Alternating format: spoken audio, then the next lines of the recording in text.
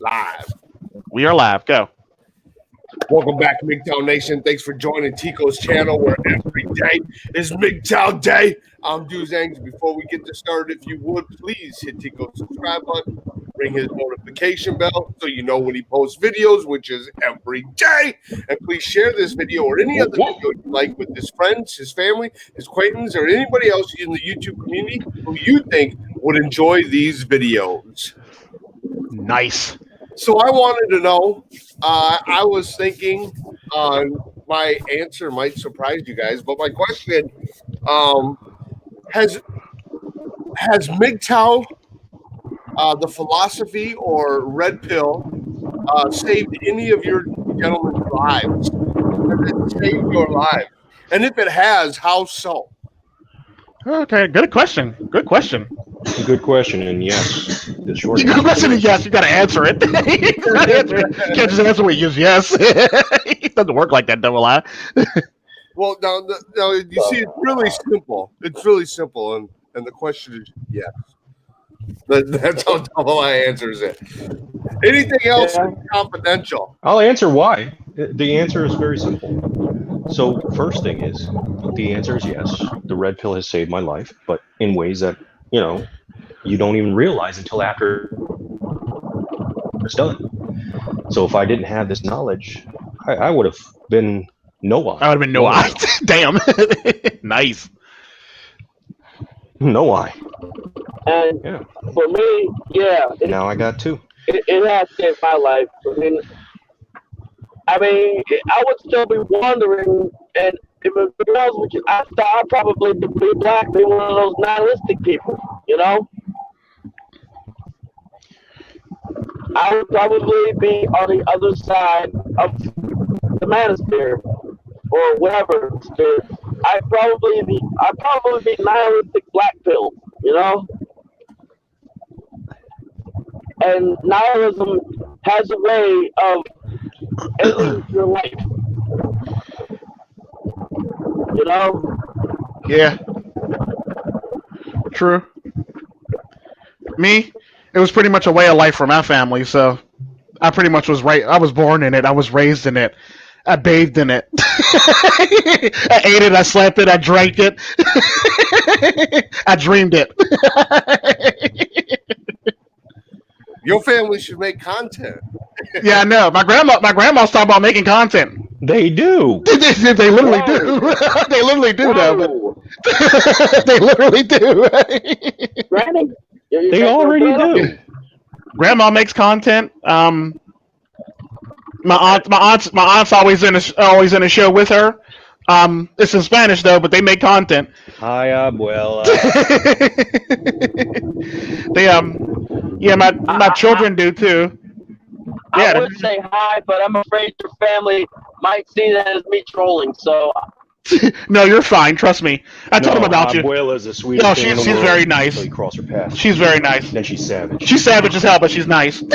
As long as you're nice with her, she's nice with you. Right. What's up? What's up, Juan? Shinobi Juan. I was about to call him Obi-Wan. Damn. I was about to call that nigga Obi-Wan. Damn. Obi-Wan, welcome. Apparently, Lonely _ made it, but he's not going to be here with us long because apparently he left his charger at home. We're not going to hold that. We're not going to hold that against you, there, Lonely. Yo.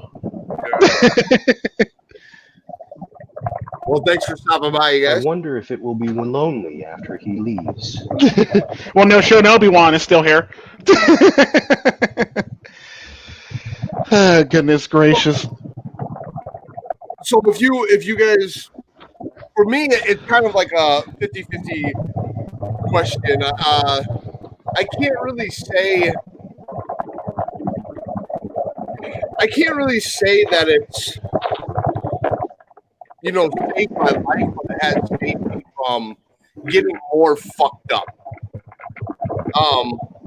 The MiGTOW philosophy has, and when you go MiGTOW, there's a lot of red pill knowledge that comes with that as well. Just seeing life for what it really is, uncloaking it, pulling the curtain from the wizard, if you would, seeing what it truly is. before I got on YouTube and I started searching content creators and all that, I think it saved my life, but not like the philosophy as I know it today. If that makes sense,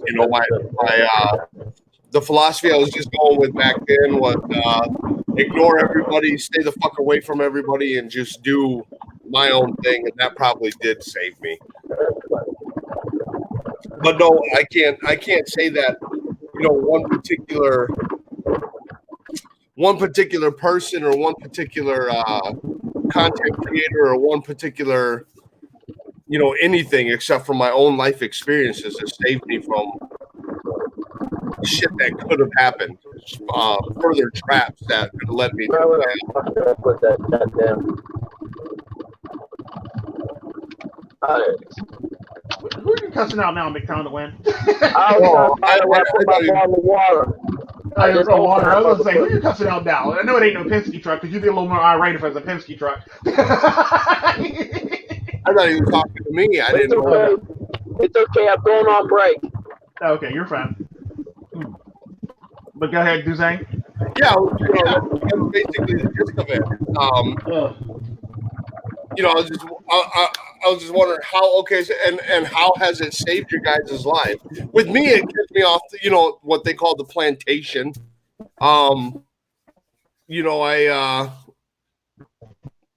It kept me away from further financial responsibilities or falls.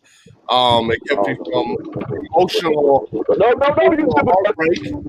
Thank you for not doing that. That would have been suicide. He's yelling at somebody. Apparently, somebody tried to go short in front of his truck, I guess. Go ahead, Dozang. Sorry about that. Finish that. So, how has it saved you guys? Like, what has it saved you from? Because some of you guys ain't MiGTOW. Some of you guys are Red Pill. Yeah.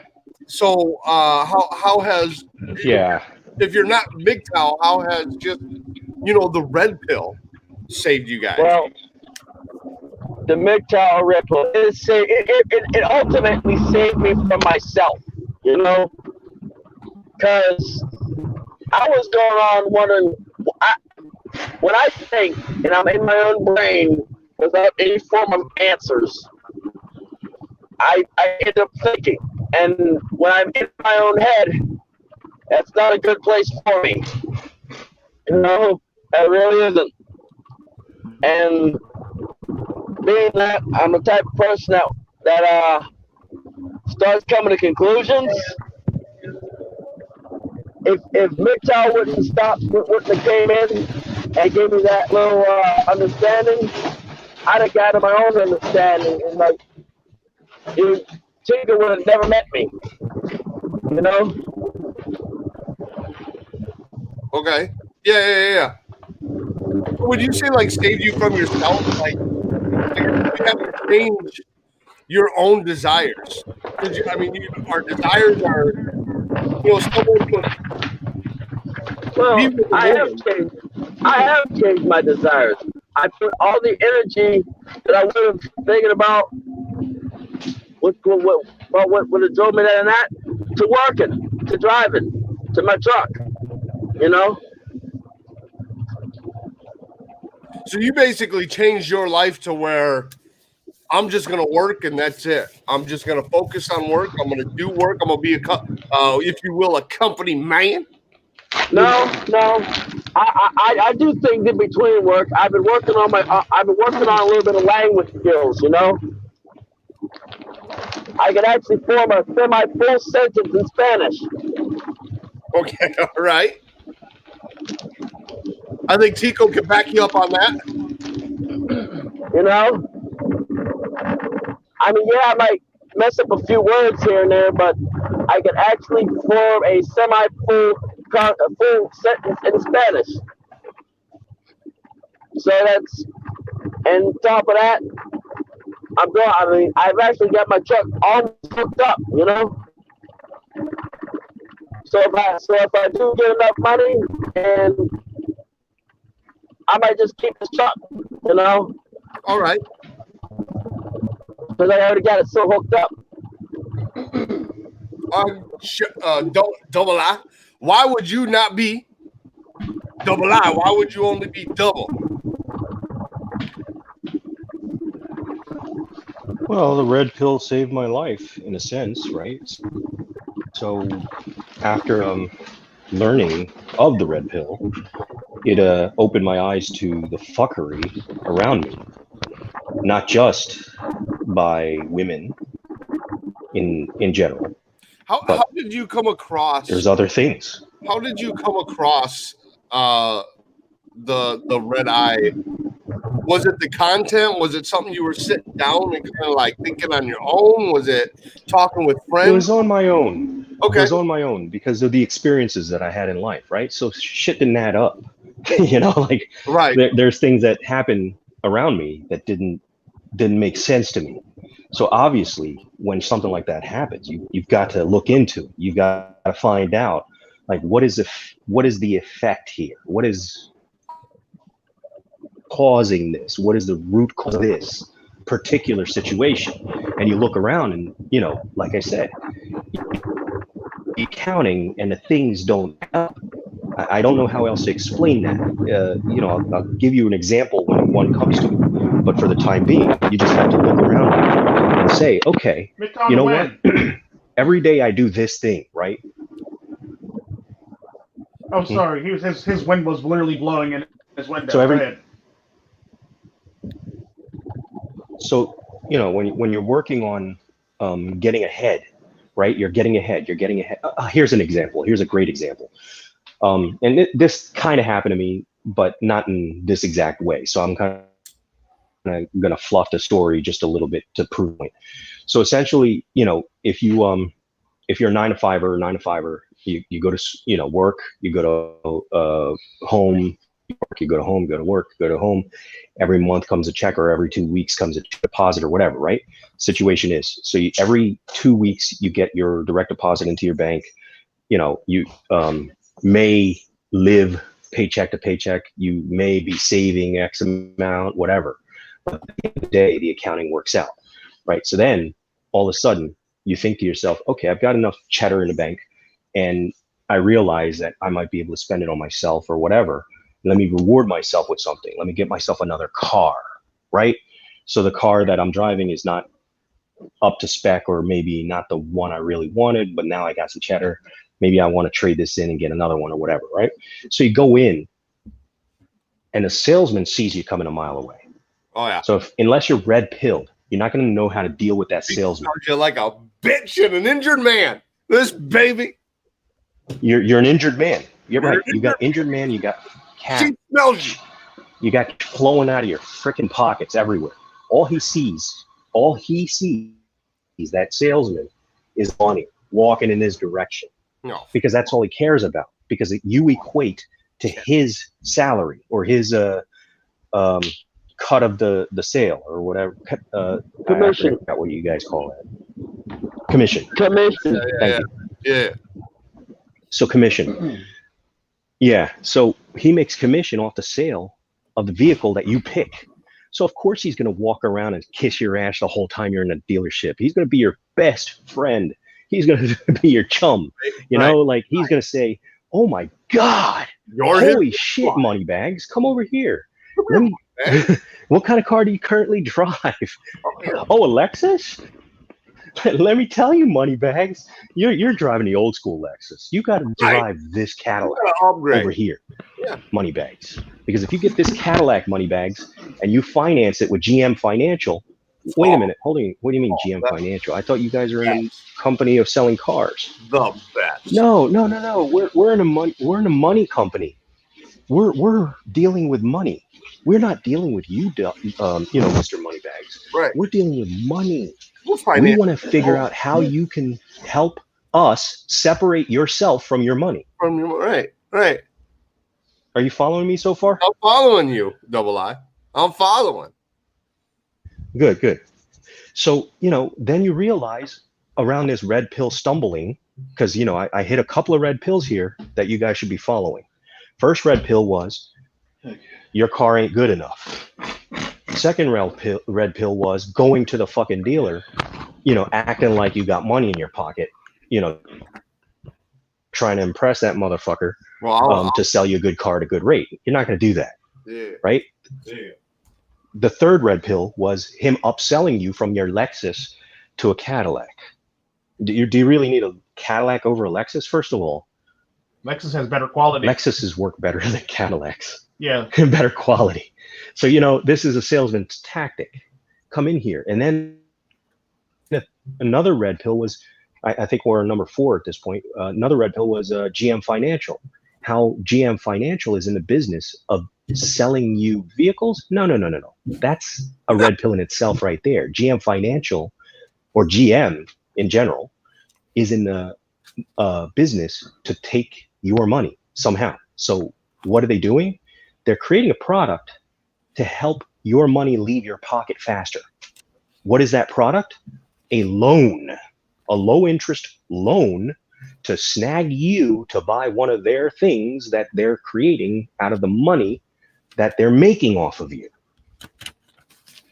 It's Come a on, mess. man. Yeah, true. So that's just one red pill. And that's one of the things that really, saved a lot of money in my pocket, because I loved cars, as you can see from my avatar right there. I love expensive vehicles. And one of the things I learned is, why am I buying this shit? I'm kind of a Who the fuck am I impressing? Am I going down the hill, 80 miles an hour, and then Joe Schmo cop at the local authority in North Carolina is fucking waiting for me as soon as I enter the dip, and he's going to be like, North Carolina, damn. What did North Carolina do to you? Because I got a ticket. I got a ticket there too, but I actually kind of sort of deserved a ticket. At least I could admit that shit. I didn't. You did. You probably did. I didn't. They don't just give me a ticket for no reason. I mean, granted, I wasn't celebrating over, No, dude, but I was. granted, I wasn't celebrating in the over front when line. I got the ticket, but it's okay. I'll let that slide. No. I got proof. I was in the front of the line of a bunch of BMWs, and essentially, I'm the one who got the fucking ticket. I've seen. So I've fuck all North Carolina. I've seen 6 people get pulled over at the same time, and everybody got a ticket once. The whole line of cars was I've seen the whole entire pulled over. I had over 15 BMWs behind me, and they all pulled over. Nobody got a ticket. I've seen times when all 6 people got tickets, even a guy on a motorcycle. Yeah, so I've seen some pretty interesting shit. Fuck North Carolina. Fuck North Carolina. Y'all. I hate Tar Heel, hillbilly, mountain, moonshine, some bitch, flat-footed cocksuckers. Oh, good Lord. This is a public service announcement to North Carolina. We at the Tico Tren channel do not support Double I or Dozang's claims on we hate North Carolina. We love North Carolina. We live in North Carolina for a hot second. We go to church in North Carolina. We love our North Carolina neighbors in Siler City, and we do not support this message. We at the Tico Tren channel do not support this message. Me and Double I. Me and Double I. Watch this animosity. Why such animosity to North Carolina? Fuck them coppers. They all got tickets. That's why. Hell, if let that have been me with a nice car, I'd have been on the news. They'd have been chasing my black ass. Shit, you would have earned that shit. I would have been on the college telling like this. I know that guy. I know that guy. Right. All right, so Tico, what about you, brother? It basically saved me from. It actually made me who I am today, and it actually saved me because it made me a Sigma male because I became more self-reliant the more I learned about it growing up. And the more I know you have a girlfriend, right? Yeah. A fiance or a girlfriend or girlfriend. Okay, so I know don't be trying to get me. Don't be trying to put the golf before the car over here.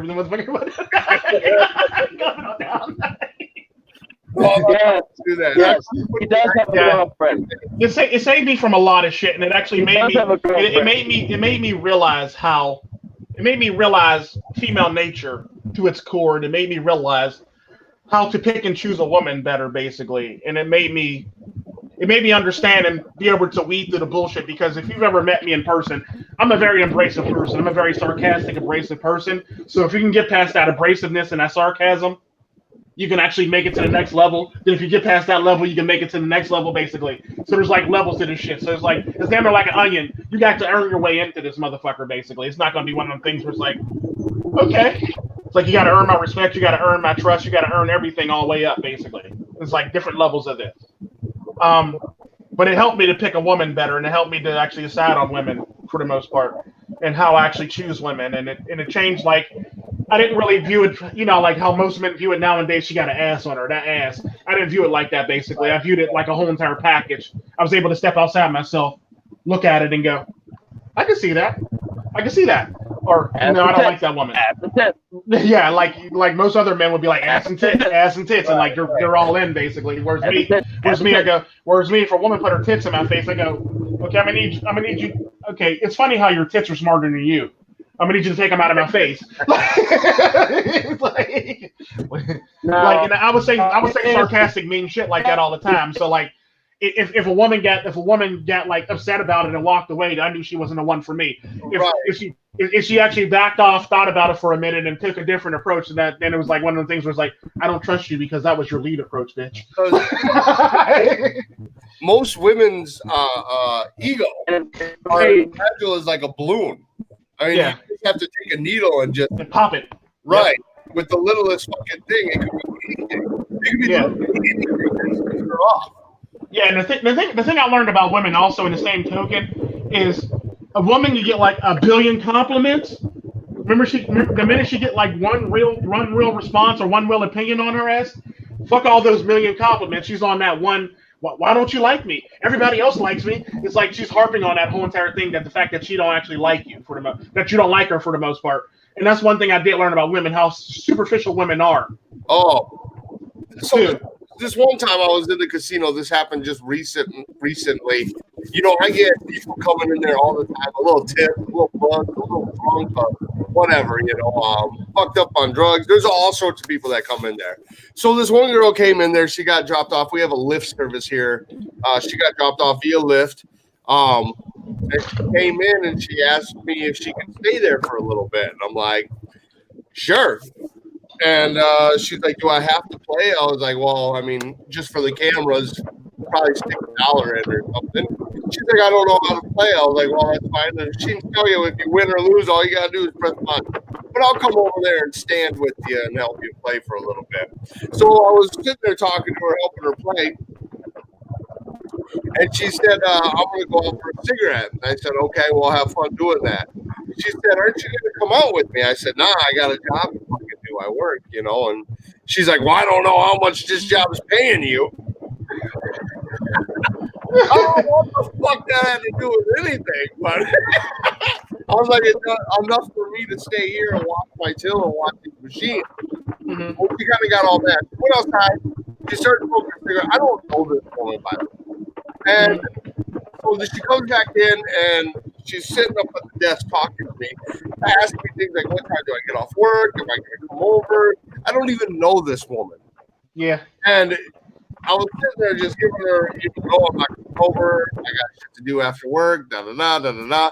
And all she could think of, and before she left, she said, oh, no, you think I'm ugly.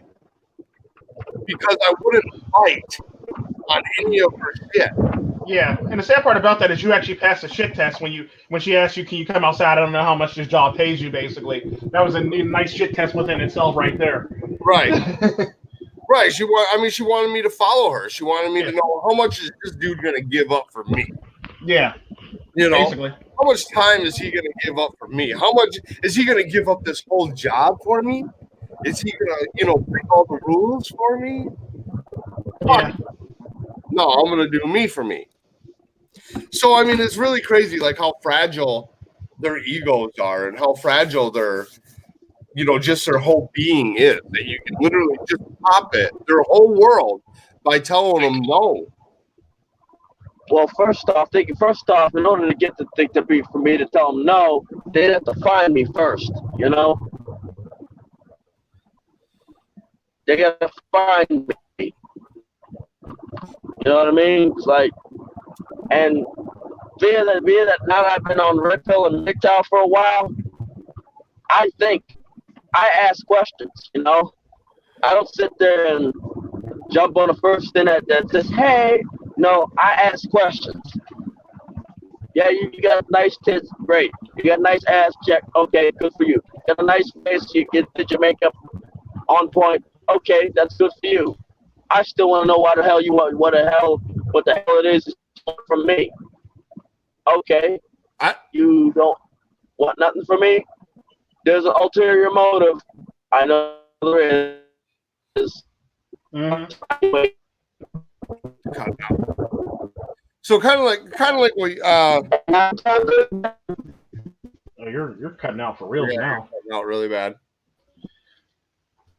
You know, kind of like with asking questions, is that just seeing like what's between the ears. Fuck some of these women. I really want to give them a book and tell them to read paragraph 3 for me, because I don't even think half these women can read anymore. I don't even think like I know they can't even write cursive anymore. Yeah. I mean, they are just getting more and more dumb and more dumb every generation or every fucking kid or what have you. Yeah. But I mean, we can't even do simple common shit anymore. There's going to be a time and day that we're going to be so fucking dumbed down, no one's going to even know how to cook their own goddamn food. Shit, half of them can't do that now. You're there. Welcome to this world. Yeah, right. Yeah. Welcome to this world, Dozang. Welcome to this world. You ask kids, and I did it, but not to the extent. You ask kids to do dishes, and they would rather pick up dog shit out of the yard than fucking do dishes. And they will throw the dishes away. They will break them. They will, not clean them right, just so they don't have to fucking do dishes. Yeah, true. Very true. They're getting fucking lazier. These kids are like fucking. They couldn't find their goddamn way out of a fucking bag. Like fucking crawdad. They couldn't find their way out of a fucking fish net. Yeah, it's sad. It's sad. It's ridiculous how women. It's ridiculous how women react to things, and it's like but it's very indicative of their natural behavior for the most part. And this is why I never get mad at women, because they're basically using their natural base instincts to basically get ahead in life for the most part. Because at the end of the day, it is what it is. They use their natural base instincts. Like one person was saying, if she was an ugly chick, she would use her intelligence to get ahead. But if she's a good-looking chick, she doesn't have to use her intelligence. Man, I don't know anymore. I think it used to be like that. Even like ugly, fat, overweight, 600-pound women are finding these men that are called feeders. Yeah, and we got men out here that have fucking fantasies about being with grandma. Yeah, I think what you're saying was. Yeah, true. Well, true. But at the same time, though, you also got to take consideration, too, there's a lot of people who grew up either... And there's a lot of people you also got to take consideration that's going through psychological problems. Like a lot of these people that might be into the guilt and shit like that. Plus, you also got to take consideration, too. Nowadays, people are having children younger and younger. So guilts are now like 35, 45 years old now because of this shit. So I can understand the whole entire guilt thing. Because now guilts are like 40, 35, 45. And there are a lot of women who are over like 40 and 50 that actually still look good for their age for the most part too. I will give them that. But like in this day and age, the average grandma is like between 35 and 45 years old anymore. Wow, that's fucking crazy. Sad. And because like I was saying, when I worked at a hospital, I was actually there to draw blood on it. I was there to draw blood on the mother and the baby, and I got blood from the baby. The baby was just born. The mother of the baby was 15 years old. The mother of the woman having the baby was 30. The mother of that woman was 45. Wow. So this is generations of women having children underage for the most part. Tico drew first blood. Yeah, literally. Literally. Literally. And the sad part about that is like it was like generations of this shit for the most part. Like so, like the baby, the mom, the grandma, and the great grandmother of that baby basically all fall within 45 years old for the most part. And grandma was only like 30. And it's like shit like this is what blows my mind when it comes to shit like this. And it's like, well, what are we doing with our society? Why are we fucking up our society this badly? Why is this happening? Well, true story. My mother was 14 when she had me. So and me, I was 14 when I had my first son. So I understand what you're saying, like the generation thing where everyone's below the age of 45. Yeah. Yeah. But yeah, I mean, it's not. For my mom, I don't know, but for me, it wasn't like a proud thing. It wasn't like, man, I had a kid at 14. You know? No, it wasn't like that at all. Fuck no. At 14, men and women, man, they have no responsibility. They have no business having fucking kids anymore. No goddamn fucking business. And I agree with you 100%, but at the same time, though, you also have to take consideration too. Back in the day, and when the United States was first starting up, that was about the prime age for women to have children anyway, and men were dating women of that age anyway, in that age bracket anyway. So I'm not shocked. Right. Like I always say, history always repeats itself. When has the age for having children ever been set in stone? Well, in history. Well, it hasn't really ever been, because like that's the prime age. Because prime age is like teenage years to like I think 25, I think it is, in how they say it in scientific terms. But at the same time, that there's enough resources to raise the kid. It doesn't matter what age. Yeah. But the sad part about that is how it works out is like I always say, history always repeats itself, and it manifests a little bit differently than what it had originally. That's what it does. Literally, a man walking solo with a mask on. I have zero respect. Zero respect for him. Point and laugh. Let's see. With the mask. Are you scared? What are you scared of getting the Roni? Fuck him. This coming from the guy actually wearing a mask right now. Yeah, are you okay? Are you okay, Yammy? Yammy, are you okay? He's been stuck by. I'm not wearing a mask. So now I'm not wearing a mask. You were at work? I'm not wearing a mask. I just signed a contract. I'm contracted to wear a mask. I would have told you, fuck your contract. You're a contractor now. Yeah, I'm a contractor, good customer service contractor. He's contracted to wear a mask, basically. It came in his employee handbook for the most part. A lot of jobs are actually doing that. COVID rules. There's COVID rules. I've been thinking about it like it's probably better that I just get the Roni, like because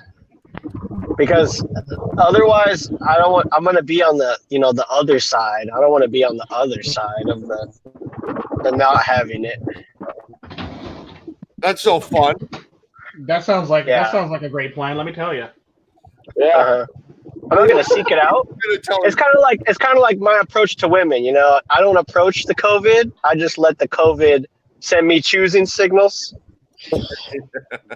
And then when the COVID's ready, it's gonna set up its relationship with me. Because I'm not a PUA. I'm not a pickup COVID artist. Technically, you are if you actually wait for choosing signals. I ignore choosing signals.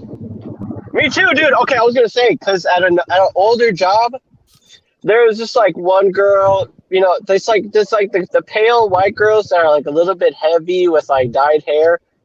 I guess I'm like candy to them or something. But I would always ignore their choosing signals. You are yam. Candy yams. Candy yams. Yeah. But it was like. It's so annoying when you get choosing signals from people that you're not attracted to, because it's just like I really do not want to even acknowledge that you exist, but everybody else is like looks at you and like, oh, she's obviously shooting you choosing signs, and it's like oh fuck, god damn it, I hate this. Now you know how I feel. Well, you know how I feel now. I know how you feel because you actually are on dating sites and you get freaking messages from these bags.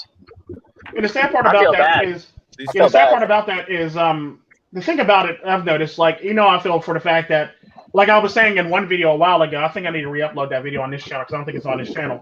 But I'm more likely to be hit on or get choosy signals from a white woman than I am any other woman. The only time I get like choosy signals from a black woman is when I'm in a relationship. But I get choosy signals from a white woman, single, straight, single relationship, no matter what. For the most part. All the time. All the like I get freaking choosy time. signals from white women on a regular basis, which is actually pretty interesting. But black women, All if I'm in day a long. relationship, when I'm in a relationship, I get choosy signals like a motherfucker. Like it's ridiculous. What's here? I'll And it's give just you a stuff like weird that. one.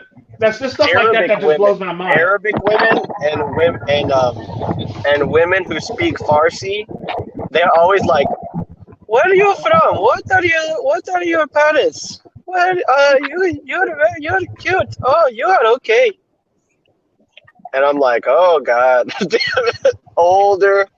Older Arabic women, dude. They just like shoot me all kinds of. I just have to ignore They it. tend to age better. They're for some sizing odd you reason. up, boy. They're They're age sizing me better up. than- No, trust They're me. sizing you I up. I know exactly what you're saying. They're like, "Oh yes, you are good. Come here. I'm like, no. They actually age better than white women. They age almost as good, Yeah. if not better, as just as good as black women for the most part. Yeah. Which has actually been pretty interesting. Every time one of those pale white girls sends me choosing signals, I'm like, no, I'm like that white girl that's like Yeah, protesting in you the got to street. Teletubby out. Run away. Run away. Run away! Right? Right. All right, it's time for the beer flu shower, so I'll be back in about 15. Bear flu shower, okay. Oh, goodness gracious.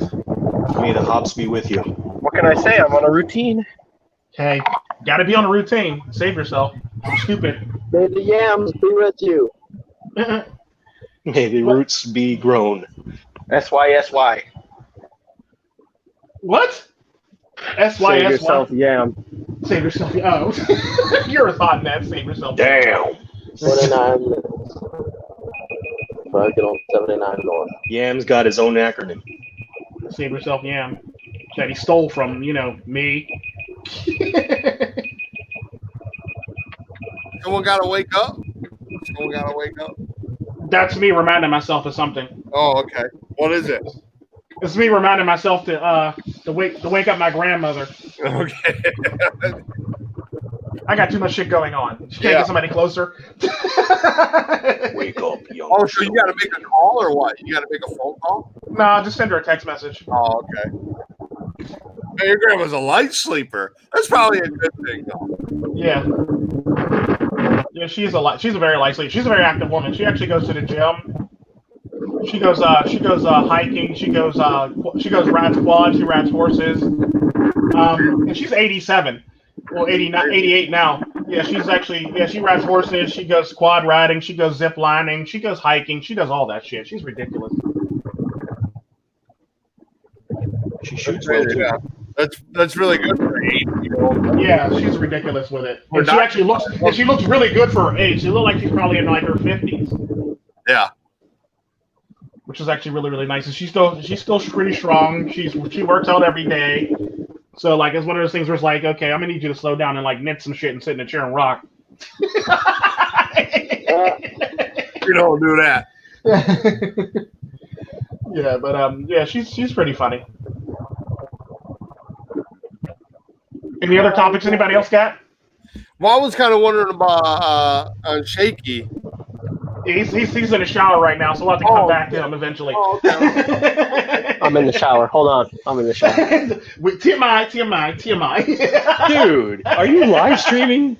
He's In the like, shower, taking yes. a shower? This nigga. I haven't exactly gotten in, but I'm gonna go. I think we found the car salesman. Right? Literally, right? Literally found a car salesman. Right? You know, been some shit. If I get pulled on a way station for an inspection, and a cop says, "Oh, you're MiGTOW in the wind." Don't be some shit.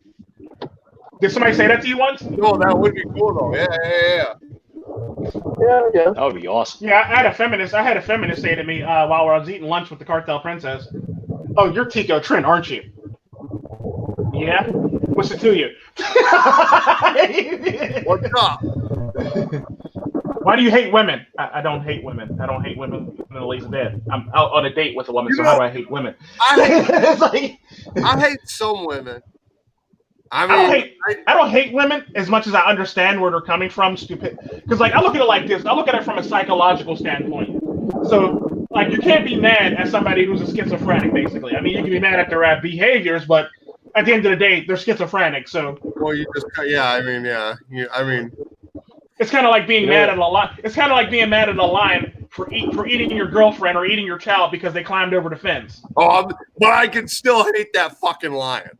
Your child should have climbed over the fence. I don't know. I don't think you can. You can't hate nature, right? Yeah, it's in their nature. You can't nature. have nature. How can you hate nature? I mean, you can hate nature's behavior and the course that it takes. Lion eats my fucking kid. Oh, you'll see one. Okay. So you'll see how you can hate nature. Yeah, I would hate lions after that too. Fucking don't bullshit me. Got me there. Holy fuck.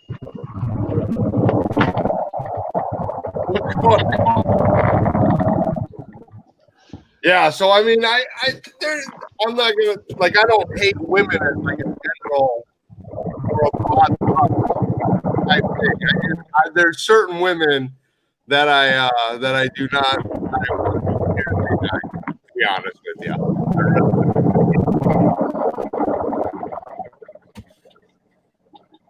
Sorry, y'all don't have women like that in your lives. So anyway.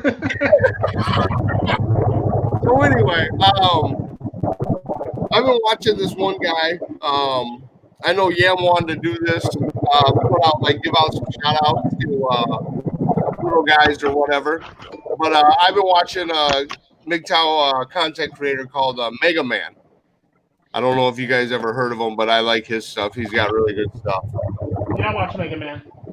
He's one of the ones that I listened to when I first got red pilled, you know? Okay. So he's been in it for a while. Yeah. I think he was I want to say no. The first person I actually listened to from the Spanish Manosphere that was speaking English was Sandman. Sandman and a few other people for the most part. Yeah, that's about it for the most part. Then there was when I first got in, because you also got to take this reason too. I was here before a lot of the English speaking content creators, so it's one of those things where like I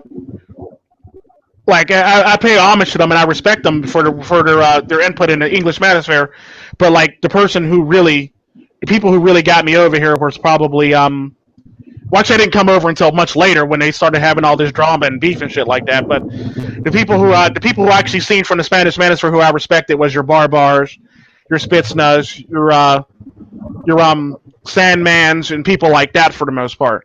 Then later, when all this shit kicked off with all this drama and shit like that, then I threw my hat in the English Manosphere for the most part. Then there was like your Undiachronics, your Quiet Earps, your Hammerhands, your Mr. Elites, your Mr. Formas.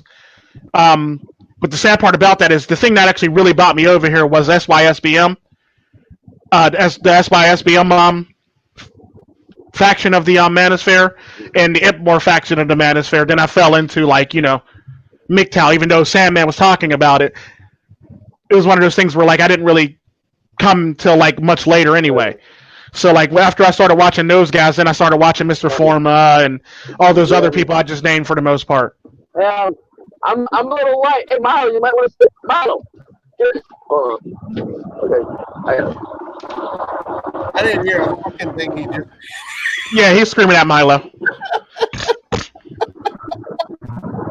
Poor Milo. I didn't hear a goddamn. That's an abusive relationship.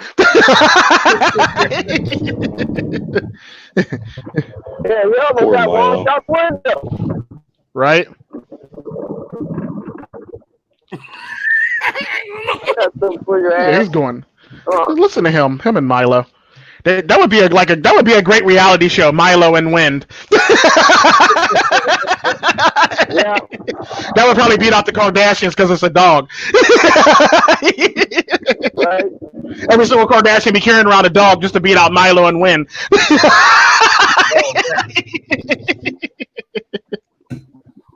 I wish this dog would stop jumping out the fucking kind of almost jump out the fucking window. You know? Come on, Sounds like you need to buddy. close the window. Yeah, they don't know. You ain't learned nothing from that electric fence? No. Oh yeah, that's right. Milo did jump through an electric fence by accident one time. Yeah. I had to take a wooden block and prop the fence up. I got it there. I got him this time. He won't. Oh yeah. He likes to jump, almost jump out and he scares the crap out of me. What's his name? Milo. Yep. Yeah, he is. He kissed an electric fence too. That's why I got to watch him. Yeah. What is it? What is it about Horse. that makes it so hard to get away from?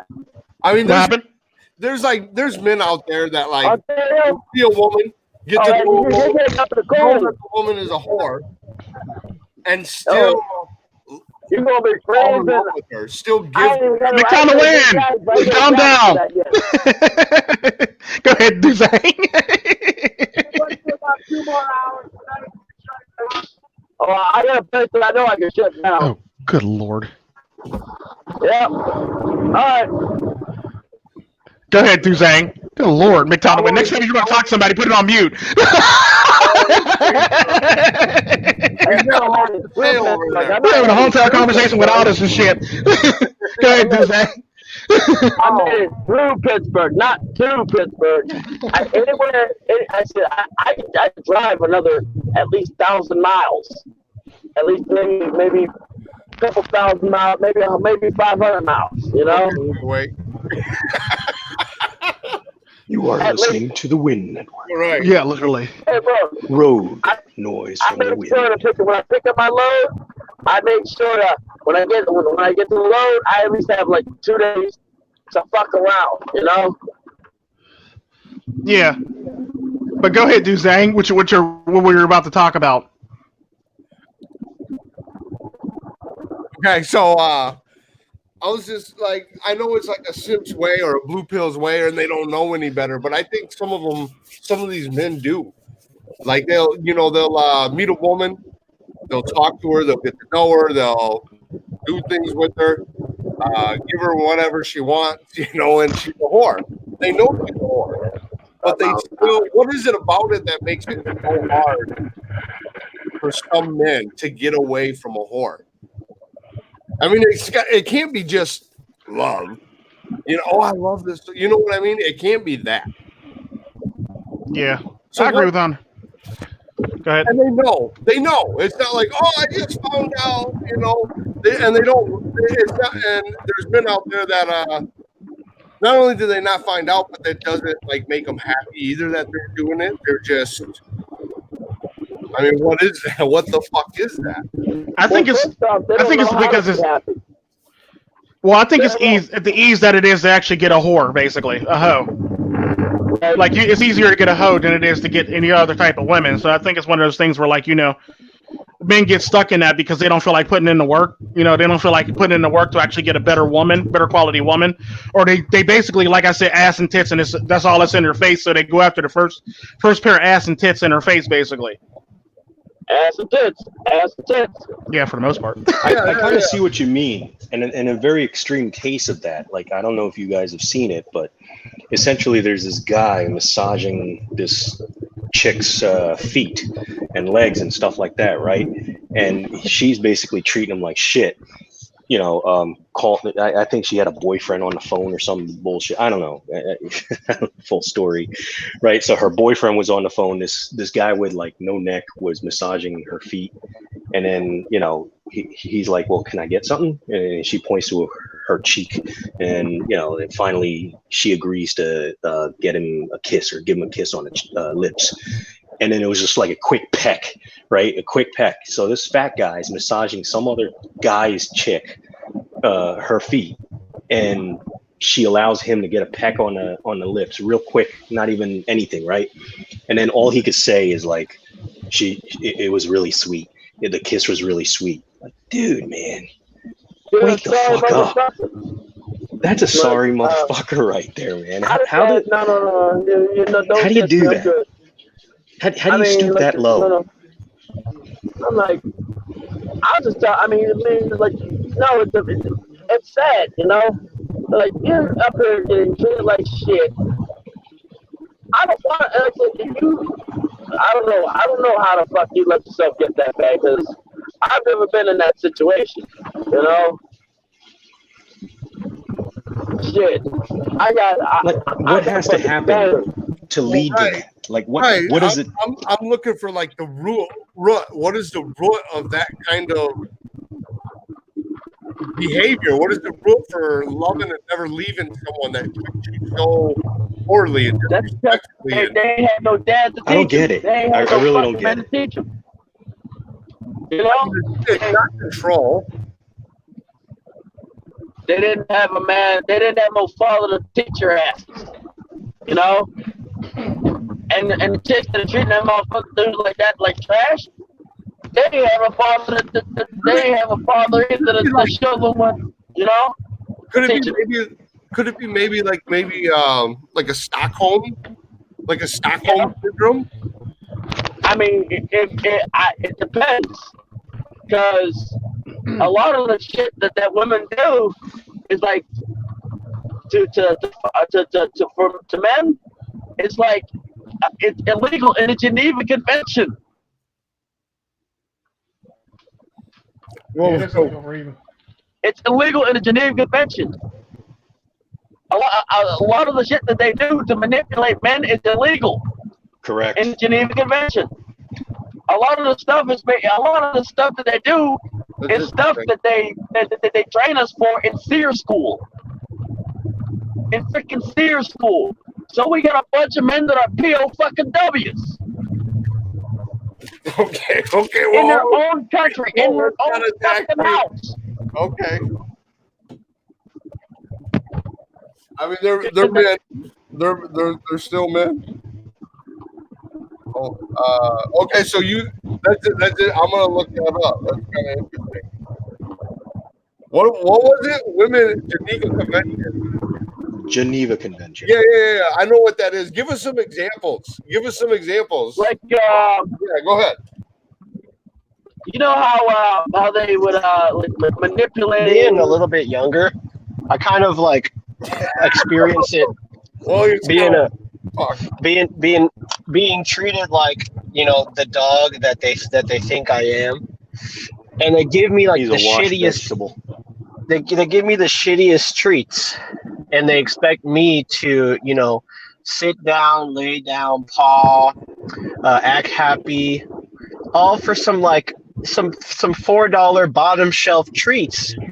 Well, why do you do it? Yeah, why do you do it? Do what? Well, you said these women are giving you some bottom shelf treats for. No, they try to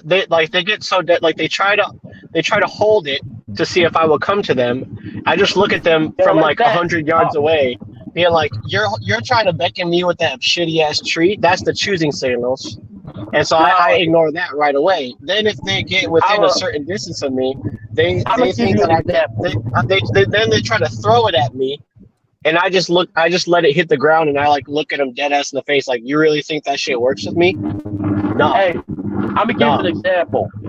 There's a method that you put somebody in a small box where they can barely scratch themselves, and you have a hole, 2 holes, one on the top of the box, one on the bottom of the box.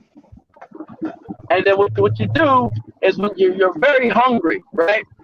That they did, what your captains would do was take an egg or an apple or an orange, dangle it right in front of you, and you're literally can't move to catch it, and drop it through that hole, through both of them holes. And then that, what do you think? How do you compare that to what women are doing? What women have been doing? they dangle divorce papers. They dangle these divorce papers in front of you. And they dangle your kids in front of you. And when you're so close to getting custody of your kids or seeing your kids, they snatch it away. Or drop them He's to the absolutely right. Yeah, I mean, yeah. That is a method. That is a legal method. He is absolutely right. That's the same thing as the box torture method. Sensory deprivation. They nag at you all day. You know you gotta go to fucking work. They know you gotta go to work. They harass you and harass you and harass you, and you don't get no freaking sleep. Well, that's Correct. just the same as the white light torture, where they basically put all white rooms. And then when the with shoe's a on the other light front, I literally heard 24/7, somebody just say, fluorescent like, lights. to their significant other, she told him, I'm not going to talk to you unless you cooperate and do what I say. And then he was like, but what about that? And she was like, stop asking questions. I was like, oh, shit. Let Win finish. Yeah. Let Win finish. He's on a good track here. But like the white lights, the fluorescent lights, the all white room, what they would do is like they'd feed you. They would feed you on a white paper plate, and then they would feed you white rice. Exactly, yeah. White rice and just like white plain bread. Yeah, exactly. You're right. Sensory deprivation. They would keep you away from people for a while to make you go stir crazy. They would lose track of time. So all basically marriage is a POW camp that you can't escape because you're gonna get another penalty if you try to escape, which aka divorce. Right.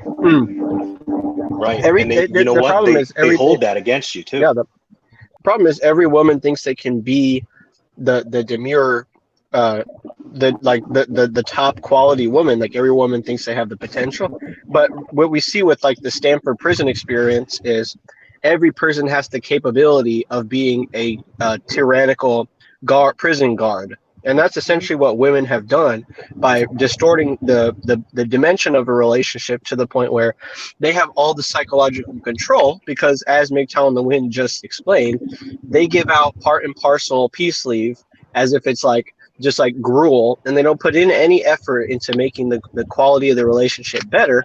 And so we see, as you know, I like to display with my example, a lot of women have become the prison guard as a result of psychological manipulation of their partner, but he's really just a prisoner to them. I just got done talking to my grandmother. Yeah, she told me to tell y'all, if you're in a marriage and you want out, fly to the Dominican Republic. You can get a divorce without your significant other on the cheap. Before she even knows it. And she thinks you're still married. And she thinks you're still married to her, basically. Wow, that's crazy. But make sure when you do it, get it mailed to a different address. That way she doesn't catch wind of it when she goes to divorce your ass. She found out when she divorced your ass, you're already divorced. Right. But like the problem is with that, like men don't really initiate divorce.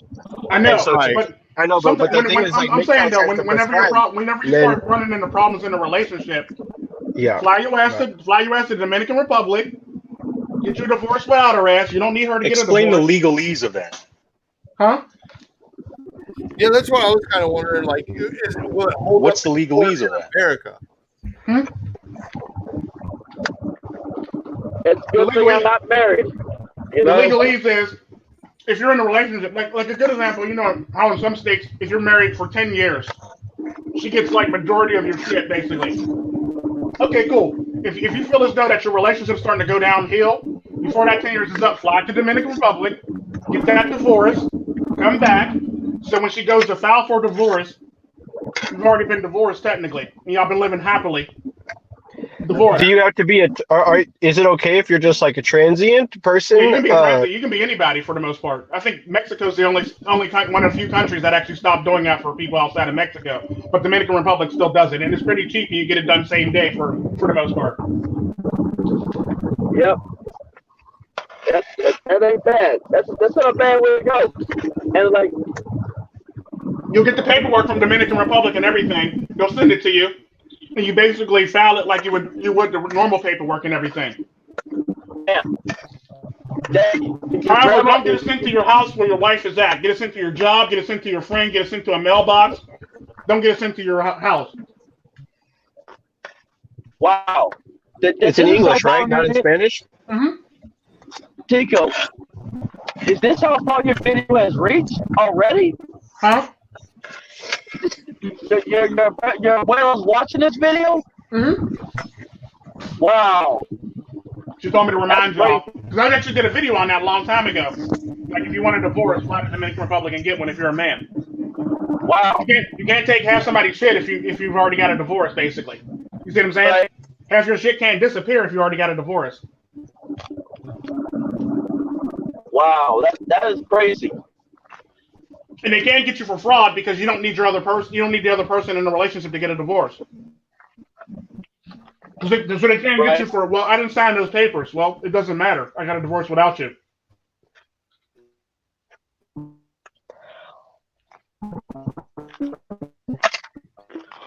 Matter of fact, there are a lot of men that live in like places like California that are getting divorces before their 10-year anniversary comes up.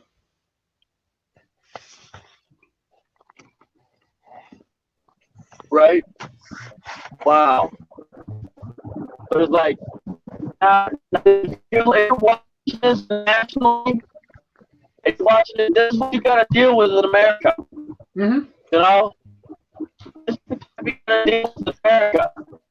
Now, these women are not focused trying to going after you. Mm-hmm. You're breaking up, Lynn. You're breaking up. But yeah, for the most part,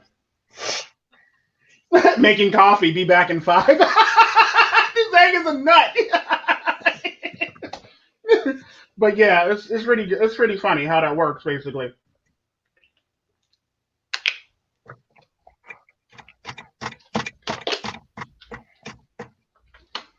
It's pretty funny how that works. And the sad part about that, there's a lot of men who actually marry women abroad, like Russian women and shit like that basically want to come over, get married in America and shit like that. They'll actually get a divorce with her in Dominican Republic.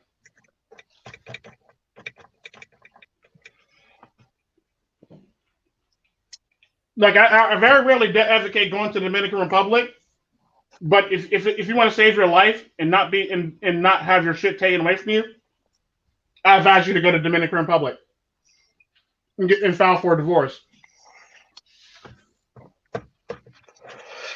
On the opposite end of that, for people who are not married or never were married or had kids, I think most of them who are MGTOW now, you really have to think, is it that feasible to be MGTOW nowadays? And is it that dangerous to not be MGTOW nowadays? And what I really want to stress is that I think a part of the MGTOW philosophy is like celibacy, you know, just like not really pursuing having like an intense, intimate sexual relationship with anybody, focusing on yourself and growing yourself.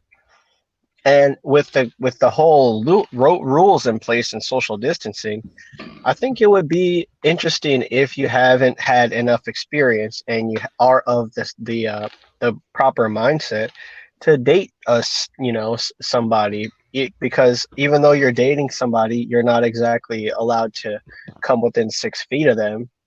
And so you can actually use that time to, get to know women better, speak to more women, and don't spend any money, obviously.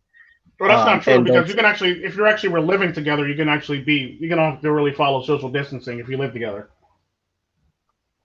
Unless one of your partners are sick. Yeah, I guess that makes sense. But I mean, like, not dating doesn't mean you're living with them. But yeah, I get what you're saying. There are a lot of people that are dating that live together, unfortunately. Right. No, I mean, like I said, people who aren't in long-term relationship and or married and or have any kids, I would say like you have to think like, is it like, how is being MGTOW different now with all the rules in place other than just a label? You have to kind of think about it critically. And I'm not saying people don't think about it critically, but just to bring the issue up again, it's like, it's never like an inappropriate time to remind somebody to think critically on why they've made a certain decision in life. Mm-hmm. And it's not shaming or anything negative to remind somebody to do that. And it's like, I think I've even heard MGTOW on the Wind say at one point that MGTOW is not always necessary. Going MGTOW is not always necessary. So I just wanted to add that because you were talking about divorce, and for most people who are MGTOW doesn't necessarily apply to in that category that I described. So yeah, but true. But at the end of the day, men still want the ability to have children and shit like that down the line. For the most part, they're just reserving their rights right now to actually have it because it's a dangerous situation. I mean, say what you want, but you can't really have children without dating. And I was just merely talking about in this day and age. It actually can. It's called surrogacy, but that's a whole nother topic for a whole nother day for the most part. Right. That's different. That's different. So I know that yeah, you can hear you. The U.S. and the Western civilization in general, the birth rates are declining. Yeah. And with the social distancing, and believe me, this is going to be, I think, this is going to be the normal, the social distancing. Everyone's children of men away from everybody else. Mm-hmm. No more assembly and do a peaceful protest. None of that bullshit. We're done with it. So I think that number of birth rates is only going to further decline with that.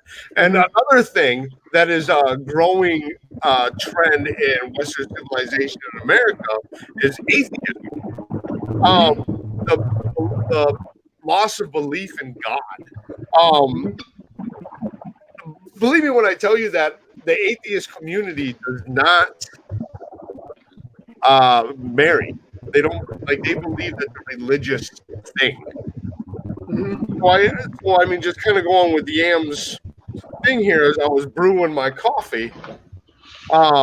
Great smell. I love that fucking first smell. It's so good. So yeah, I kind of had to put in my 2 cents on that. That I think the growing trend will be less marriages, which will automatically bring the divorce rate down, but also less kids.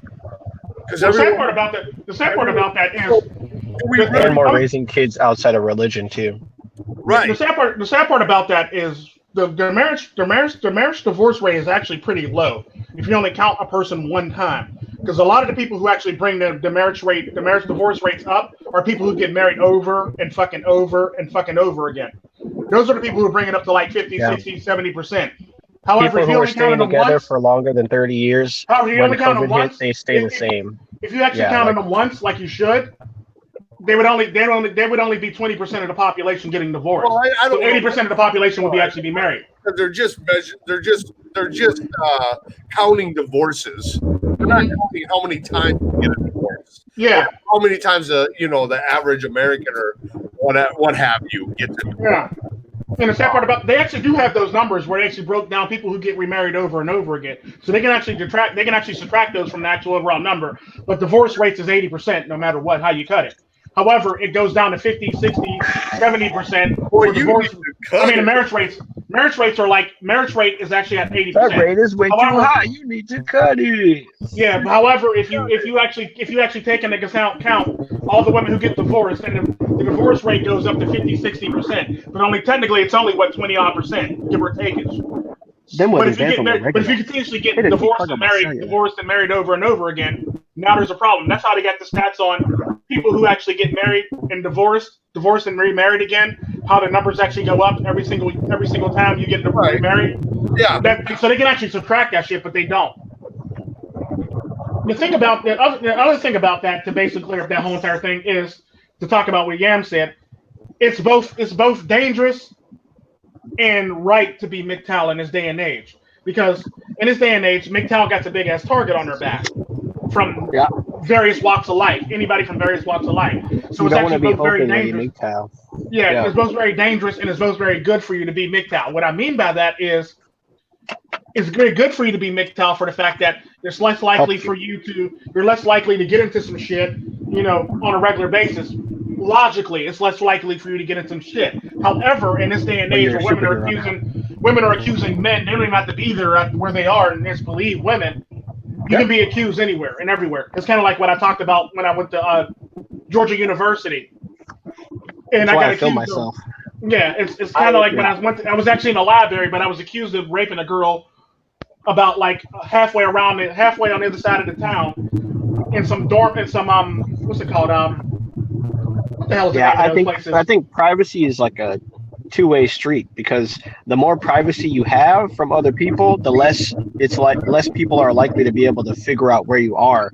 So the sad part about that is they don't even need to figure out where you are anymore. They can basically just that's what I'm trying. Okay, but what I'm saying is, if you try to be just like reclusive and maintain the utmost privacy, you got to realize it's a two-edged sword, and people can accuse you since you don't have an alibi or affidavit of your whereabouts if you're just all about privacy. Like I choose to work in a place where there's cameras every freaking corner, everywhere. Like there's cameras in my butt crack, like anywhere. Everything is televised. Whatever you're into, that's your business. So I'm not going to judge you.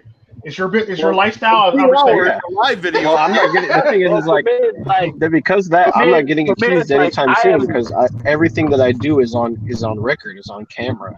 Oh, I want my privacy. But the sad part about that though is even though if it's on camera, on record, there's still the cops believing her that they won't look at the camera and they'll just believe her. It's kind of like how that Indian guy went to jail despite the fact that woman was all up on his lap. That's why Cam PD always comes in with the false accusation is just that, a false accusation, and it can't. Yeah, but the sad part about it, it's a false accusation that gets a lot of people in jail, and it's a stigma that sticks with you for a very, very long time. So then make sure that I get when I get put in jail, when I get thrown in jail from my job because somebody called the cops, then I'll be like, you know what, Tico was right. Well, the sad part about that is it doesn't matter. It doesn't matter where you are, and it's sad about that because, like I said, there was an Indian guy who was minding his business at the bar. What's his name? I forget his name. Oh my god, that sucks. I suck at being a human being. But yeah, he was literally at the bar minding his business, and a woman came over to him, literally straddled him, cowboy style, straddled him, and started sticking her tongue down his throat. And then she accused him. Then she went back to his place. She checked him in. Fault. No, it's not his fault. No, it's not his fault. She literally sat on his lap at the bar and started sticking her tongue down his throat. Why did you make his lap so available? It wasn't available. She literally stood in front of him and divided him from the bar and jumped on his lap and started sticking her tongue down his throat. And the sad part about that is she's the one that signed him into her dorm. She actually, she signed him into her dorm, and she actually said, "Oh, this is my visitor, this, that, and the other," and she's still sticking her tongue down his throat while she's on camera in her dormitory. And then they take her up to the room, and all of a sudden, the next day, she was raped. Now, imagine he was on camera from the bar to the dorm, and they even got to walking together on the quad or the campus for the most part. And with her still trying to. He went to jail. Yeah, he literally went to jail, and he was accused of this shit, despite the fact that he was on camera. It took his mom and another lawyer to basically actually get his ass out of jail because that man was sitting in jail for a good period of time because nobody wanted to check the cameras. And that's sad. And that shit happens quite often. And the sad part about that, it's only a matter of time before the United States adopts a law like Canada where, evidence of video evidence of women are admissible or not admissible in court for the fact of history or some shit like that for the most part because they got that shit in Canada right now. And that's what happened to literally cross the street away from women to protect themselves. Yeah, exactly. Well, you can't use your masculine frame to get not beaten by the police and thrown in jail. Like that's not going to protect you. Like your masculine frame and stuff is actually what gets you thrown in jail because literally. That's the reason why your ass is going to jail because you're masculine. And people don't realize that. Well, use your masculine frame. Now you're sitting in prison. Now you're not the most masculine guy. You're sitting next to Bubba now. He's more masculine than you. Yeah, and Zeke. And he wants that booty. He wants that booty. I want It's that a booty. it's a very nuanced thing, so you can't be like apply one methodology to every single. Stay Like away if I'm from in a Bubba on bar, movie night. Well, the if sad I'm part at a about that bar, is I can't be. I have to act super creepy, but not creepy enough to get accused. See, that's how you play the numbers. You say, oh, Well, the sad I'll part take about my that, the chances sad part not about being that is, attractive looking. now that you said that, there was a kid that actually got accused of there's actually stories because I'm actually a part of this group. Like I said, one of the many kids that got accused of Me Too, he has he's actually just a heavyset kid, and apparently all the girls, because they hated him, they decided to actually go against him and actually accuse him of various things. Yeah, I was gonna actually bring that up. Because they found him creepy or ugly, Yeah. basically, they accuse him of this shit. So like Yeah, there yeah, are little I was gonna bring that boys up. literally going through shit like this, which is sad. Because the You halo got the effect. autistic kid. The thing You got that about the autistic kid halo that's on effect. our Yeah. sexual registry list. Mm-hmm. Despite the It's fact like that there's zero evidence of if shit. somebody's decent looking, they don't have to be the best. And what's shitty is that like, at a job that I had a while back, like this dude literally had the highest like item processing rate as like anybody in the store, but because he was like a little bit heavier and like a little bit socially awkward, everyone hated him. But he was literally the best. Like he had the most skill. But another person at the That's jealousy store right there. That's also jealousy. That's also jealousy too, because he's not a good-looking person who's actually getting these high marks for the most part. Because that's how society basically works. Like the person who does the person that's the best usually isn't the person that's the most good-looking person in the world. The most efficient person usually is the fat guy or the ugly person for the most part. And it's sad, but it's so fucking true. Like I've been to stores where there's a bunch of women with attitudes and shit like that, and I wanted to reach over the register and bash her head off the register and then smack her with her fucking money jar and shit like that because she's just an ignorant bitch. And it's just facts. Like you run into motherfuckers like this on a regular basis, and it is what it is. And the sad part about that, it's always going to be that person that's not the most attractive, that's going to be the most efficient and the most quickest for the most part. This is how I get to Walmart very quickly. I usually stand in the ugly girls line. Wow. Or the ugly honey. I picked the most ugliest person in the store. card? I picked the most ugliest person in the store. It's Or more the like, ugliest too, hey, and I stand in their line. And their lines move very quickly in that stores. Lines move quick as hell. And I noticed that shit, and it's sad. Like, especially like the people with like no social skills. Oh my God! Don't do their lines move. They'll just say, "Hi, how's your day? Did you find your shopping?" And they'll just keep going silently, and they'll just look at you like you're crazy as they sing your shit down a fucking ramp very quickly, basically. And it's sad, but like, there's a lot of people that lack social skills. I was just basically because they have to ask you how your day is, or did you find everything okay in stores? That's all they really ask you. They basically do the bare minimum. And the sad part about that is like those people are very efficient. Despite the fact that they lack social skills, they're very efficient. And it's shit like that like blows my mind how people with the most skill get shit on the most. If you know what I mean. Right. And it's like for me, it's like I mean, I'm like I've said it before. Tico already knows this. I mean, I'm on the spectrum, you know. I mean, believe it or not, I'm on a spectrum. I'm not one of those freaking autistic people because that's not autism. That's brain damage and brainwash. You know? And like, I got a job where I don't have to deal with people. I used to be a pizza delivery driver. And boy, I look for the most efficient routes, you know? Most efficient ways to get in and out the store. I stayed by the computer desk ready to take the order so that I can get out the store quicker because that store was loaded full of women. Loaded full of women. And I knew it was going to be a matter of time for one of them tried me. And the general manager was hiring some weird ass people, you know? And it's like, I knew that if I didn't get, when I got to school for truck driving, I signed up for the GI Bill. The second that GI Bill came in, I got the hell out of there. Okay, You know? well then, if we're taking marriage statistics and destroying them, why don't we take the false rape accusation and rape statistics and deconstruct those too while we're here? Well, the Because sad part about that is like, nobody yeah, 'cause- really gets accused. Like not that like only the people that continuously get accused, or the people who it's most likely to happen to happens more often to, and most people don't get accused. Like whenever you're talking, you're like, whenever somebody's like, the sad part about that is like, you're more likely you're that says I know how to talk to women at work, and you tell that person, oh, be careful, you're going to get falsely accused.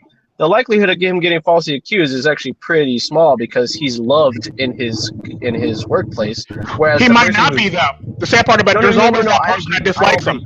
I'm just trying to come at it from like a devil's advocate. Right, though. Like if they like you, if they find you somewhat attractive, or if they find you if they like you, they probably won't say nothing. But if they don't like you because you're unattractive or you're not witty or you don't have social skills or anything like that, the odds of you catching an harassment or what have you goes up. Yeah. Well, you both are right.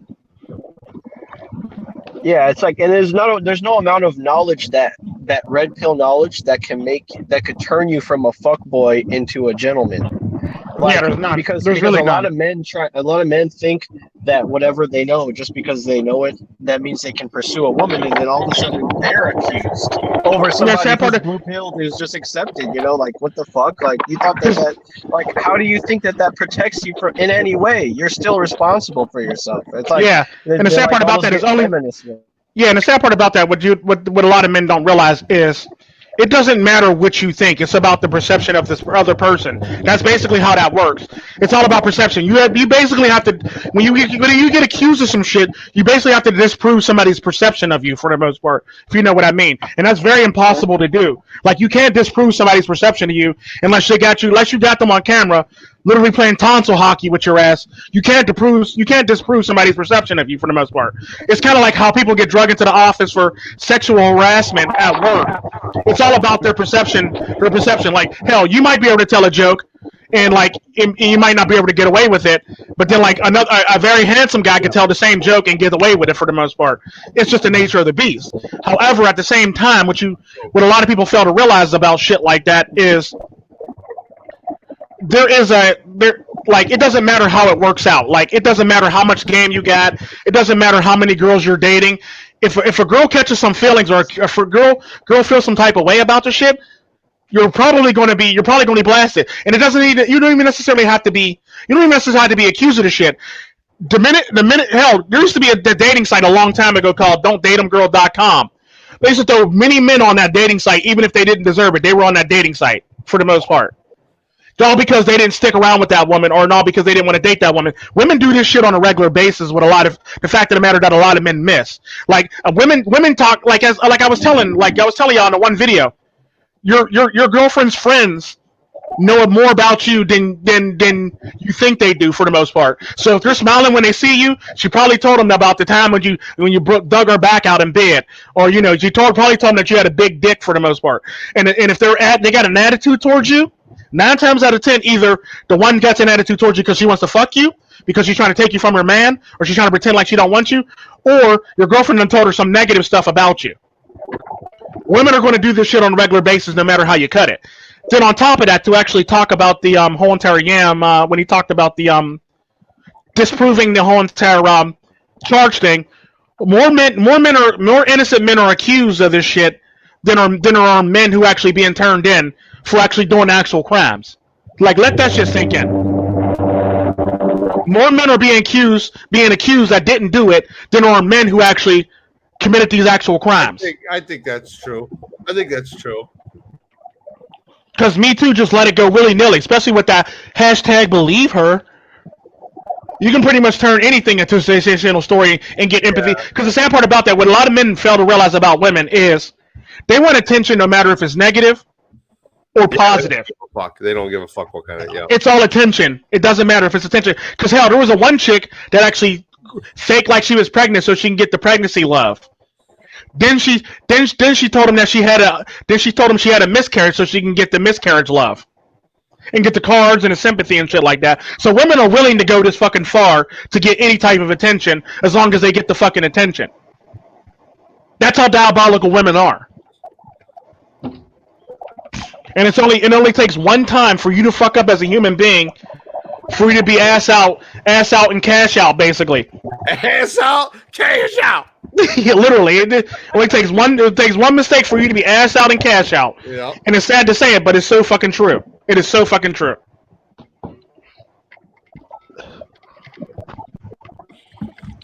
Yeah. Ass out, cash out with the Rona. Mm-hmm. And what I mean by that, I don't mean you necessarily got to be married, but like if you get accused of that shit, just know you got to pay some cash to get your ass out of this shit. That's what I mean by ass out, cash out. Because you're about to get fucked in the ass, and you have to pay for it. You have to pay for yourself to be unfucked. And the sad part about that, if you get that accusation levied on you, everybody's still going to look at you like you did it, even if you're innocent. So you're going to be ass out, cash out, basically. Yeah. And you're probably going to lose your job. Yeah, that label or title or what have you, that will be with you forever. Yeah, it would be. The only people that aren't going to care are the only people that matter anyway. Mm-hmm. Well, sometimes those motherfuckers like switching teams on your ass too. Sadly. Well, right, and they they didn't matter. Mm-hmm. They didn't matter. Hell, I've known people whose mom switched teams on them basically, all because they were in doubt because of women group thing. Oh dear. Oh shit. Fucking dear. Get the fuck out. Had to be a Penske truck. It was a deer. It's a deer. I was a fucking deer. Yeah. The sad part about that is it's bad to actually honk at them because they'll basically get stuck in fear for the most part. And they'll just look at the truck like a deer in headlights. That's why they got the term deer in headlights. Because you'll basically scare them and freeze them. Right. Yeah. Yeah. You're better off just blinking the lights at them for the most part. Target. Yeah, you're better off blinking the lights at them than you are honking at them. Yeah. That'll spook them too. Yeah. Well, the sad part about blink. No, I'm talking about not, if you have the lights on. If you have the lights on all the whole entire time. If you have the lights on the whole entire time, then it's going to spook them. But if you blink the lights, it's going to seem like a predator's coming at them to try to trick them, so they're going to take off running. Absolutely. The predator is MiGTOW in the wind. Yeah, but if you honk the horn at them, they'll jump and freeze for the most part. Most of them jump and freeze. Like they'll do that little deer startle thing that they do, where they almost like they duck down and come back up, basically, and they'll just stand there. And then some get so scared they repeat themselves. Like a virgin. I wanted to stop him before he got on the road, you know? Yeah. Yeah, he was on the side of the road. I wanted to stop him before he got on the road. So the reason why I brought up dating is because like you're more likely to get accused if you have no idea how women work. You know what I'm saying? Definitely. Like anybody, whether you're good looking or bad. Oh yeah, definitely. So it's like, hell, good looking men get accused all the damn time. Like I want to put up warning signs. Like if you're like on a sliding scale of how you look, it's like if you're a 2, it's like warning. Please start dating 2 or 1s or 0s as soon as possible. Like in order to figure out how women work, or else you will be me too. If you're a 5, warning. You know, like try. And then that's the thing that I think when you're right when you say PUAs ain't shit, because here's how I like break it down in my mind. Right, PUAs they have to go to a place where women are obviously, and they choose people who they find attractive on their scale of 1 to 10. And if you were to say that, like, so all of them are maybe 1-1. Freeze right there, Ram. Freeze right there real quick, Ram. Freeze right there, Ram. Ram, freeze right there. What you just said right there is they go to a place and they find women on a scale. So right then and there, you're validating women before you even walk in the fucking door right there with that. Yeah. And you pick women who you find attractive to yourself, so you're definitely validating them now. So when you walk up to them and approach them, especially cold approach, you're validating the shit out of these women, and you're overflating their fucking ego. It's like if you were to walk into a job and then just be like, Mr. Yes Man to everybody. Yeah. they'd be like, "Oh, this nigga ain't shit. Like, we literally could use this motherfucker for anything." So then they pretend like you don't exist. Yeah, but then and it doesn't matter how socially awkward you are. Like, you should be trying. That's the only way that you can really improve. If you think that it's over for you, is to just try to get whatever experience you can before you come to that juncture where it's like, oh, now I'm getting Me Too'd. How come I didn't see that this spot right here at the bar was perfect lighting? Everybody could see my amazing looking face and leather jacket, and the fact that I got like a Jameson ginger, and I look fucking sick, and like I know all the lyrics to the music that they play in this bar, and the bartender knows me so well that we just hit it off, and so like, and there's like 5 or 6 girls in my immediate area. It's like, how did you not see the warning signs? Like, I'm about to have some girl's tongue down my throat if I stop cutting up. Stop cutting up. That's what I realized, like, is the real problem. It's not having the knowledge of, alpha male mindset. It's being just like completely unaware. Impulsive. You're being impulsive, basically. You're being just as impulsive as a woman buying shit. It's an impulse. It's basically an impulse. You work off impulse. Because of this, you're working off impulse. They're like, oh, I just had to go out. I had to go out today because I can't stay inside. I just had to go out and buy something. Women do stuff impulsively all the time. Manny in the house. Manny Roney. That's the shit. That's what the kind of shit that they do. Double out ran away. When you as a man, Manny in the house. Double out ran away. I had to go to the bar. Had to go to the gym. Had to go this. I have to do this. I have to go to the bank. You don't have to do any damn thing. Exactly. Right. And it's being impulsive. I think the impulsivity is really what gets people in most trouble. It's not. Yeah, definitely impulse. Thinking about shit. Like, because don't get me wrong, I do some impulsive shit, but usually that impulsive shit is to save my own life or, make sure let everybody know that I'm not the nigga to fuck with, but for the most part, when I do impulsive shit. So like I don't never do impulsive shit just to do impulsive shit for the most part. But even the impulsive shit that you do is methodical. That's the problem. Yeah. Yeah, like if I'm being a dick because I want, like I'm like a good example of that is because I'm an introvert. You would automatically think that I'm not a person to excel in social gatherings for the most part. But I actually put that facade up on purpose at work so I can appear like a dick for the most part. Because I'll put the dick. Like, because basically I want everybody to think I'm a dick so they don't come bother me or ask me questions unless it's work related for the most part. So I don't have women coming in, how's your day, Tico? Yeah. How was your kids, Tico? Yeah, no, bitch, go away. So I'm a dick on purpose for that reason. So you won't just come in and ask me questions unless it's about, like, work or job for the most part.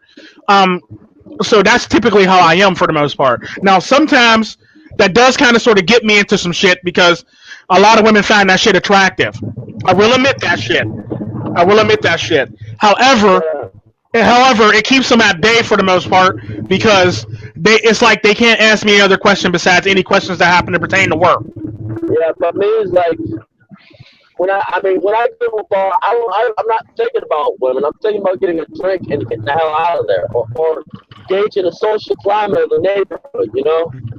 Like I go to a bar, like, have a drink or something, and I won't even look at any of the women in the bar.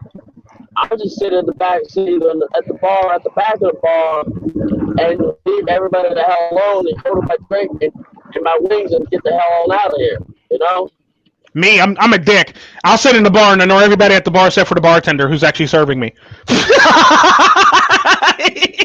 Like I don't look at none of the women. I don't look at none of the men. I don't give a fuck what you got going on in the corner. Boys in the taverns nowadays in the ale house, they'll be oh, bro, I was this, and I was like going in. Oh, look at that girl right there, bro. Isn't she fucking like so? I would just love to fuck. Hey, can I get a drink, man? Hey, dude, where's the drink at, bro? Come on. And meanwhile, the bartender's over with me, chatting it up with me, and like he gives me whatever I want.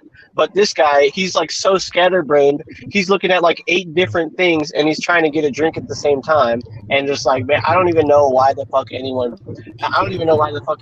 pays him any attention, because he's like there on impulse. He's looking at the ass, he's looking at the titties, he's looking at the TV, he's looking at the game, he's listening to the music, he's bobbing his head to the music, he's talking to his friend, he's ignoring his friend. No, A good example of that at the being at the bar. The area, like certain areas give off a vibe by observing the people. You know, if you observe the people in the bar, you will know what type of area Human beings they are. Whether you're in a decent area or a bad area. You know. Yeah, but at the same time though, like when I'm at the bar, like this is what I was talking to about white women always approaching me for the most part. Double Eyes, your audio okay before I continue? Yeah, it's fine. Okay. Why do you keep balling out then? I have no idea. I thought you were leaving out because your audio sucked. But yeah, another good example of that. Remember I was talking about I always get approached by a bag of ice right now. Like I always get approached by white women. Well, I was telling MiGTOW and the Win about this incident. I was actually at the bar because it was actually like date night for me and the Cartel Princess.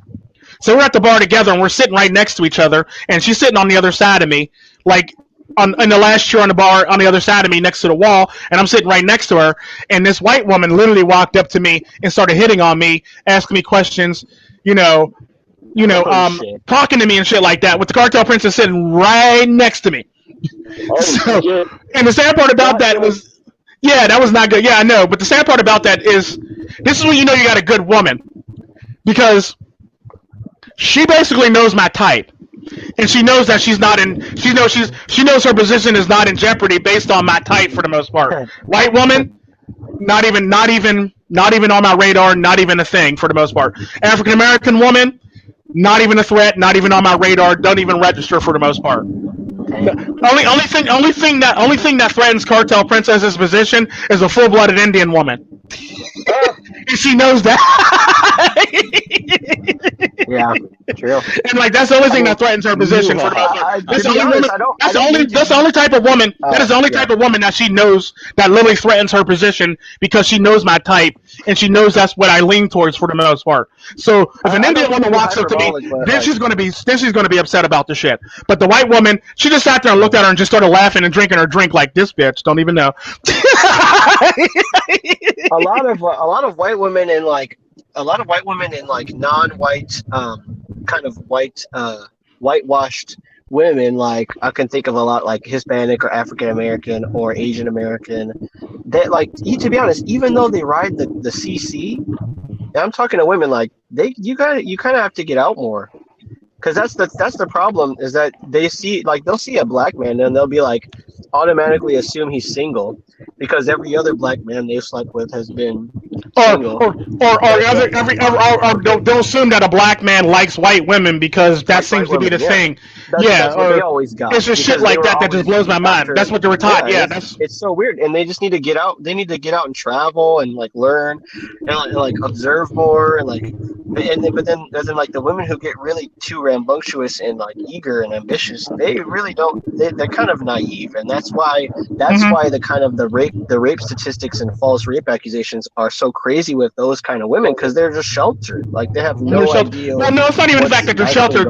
It's because they believe in certain stereotypes. Basically, black men can't get enough of white men. Like most black men who are married to black women. 80%, I think it's like 80 to 90% of black men are married to black women. So at what rate or is this even a real thing for the most part? With those black women. And they stay with those black women. Yeah. And the sad part about that is like, if a black man is dating outside his race, it's usually because his options are limited, and he's trying to better himself, and he's trying to basically either trying to date across or date up for the most part, because he doesn't want to date down for the most part. And usually men like that actually value themselves. And if you ever notice, men who are educated lames, black men who are educated lames, tend to get approached by like Asian women of any persuasion, or they'll get approached by white women for the most part to actually date them. And it's just sad because black women don't want to date an educated lame. I mean, I'm an educated lame, you know?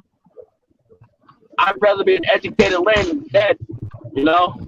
Yeah, I'd rather be an educated lame than be like a part of the statistic for the most part, or be Pookie and Ray Ray for the most part. I'd rather be the educated lame. And the sad part about that is it's worked nicely for me, and it's got me far, and it's got me out of trouble, and it's got me to where I am today, basically being that one. Because I'll tell you in a heartbeat, I am an educated lame. I don't care. I don't give a damn about it. Like, I'll admit that in a heartbeat. But at the same time, I do have some things about me that actually make me very, very rough for the most part. Like I always say, I'm like Juan Tyrone, basically, or like basically I actually have the ability. I have like all the gifts of an educated lame. Culturally ambiguous. Yeah, I have all the tools of an educated lame. I have all the tools of Pookie and Ray Ray, but also have all the tools of Tyrone for the most part. Or Juan. And the sad part about that is, like, I'm smart, I could be gangster, and I run these streets, basically. Me, I just best stay in my lane, you know? Tony Montana. I ain't about that life. I was never about that life.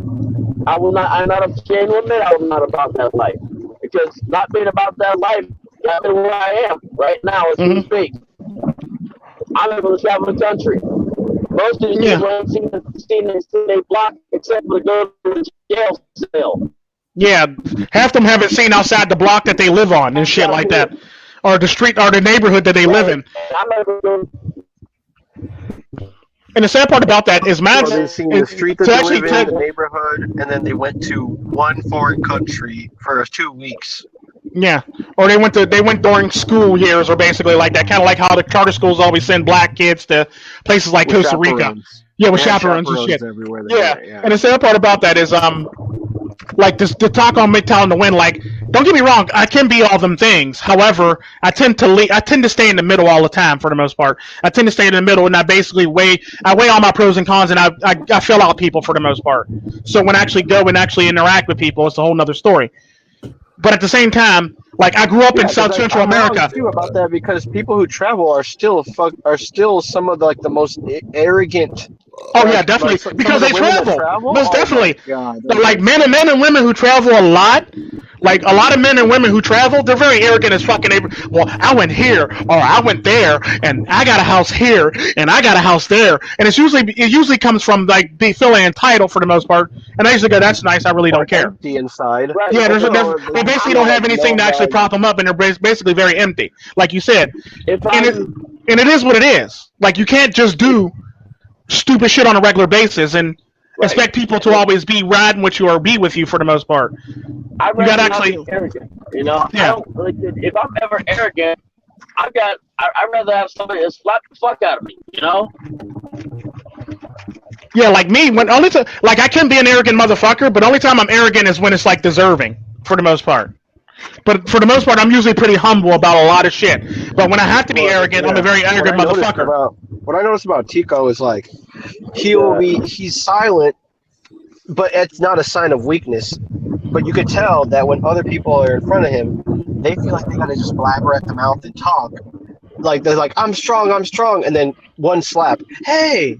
You know, it's kind of like they get slapped. Yeah, literally. As soon as they get slapped around a little bit, they're just like, but I'm strong.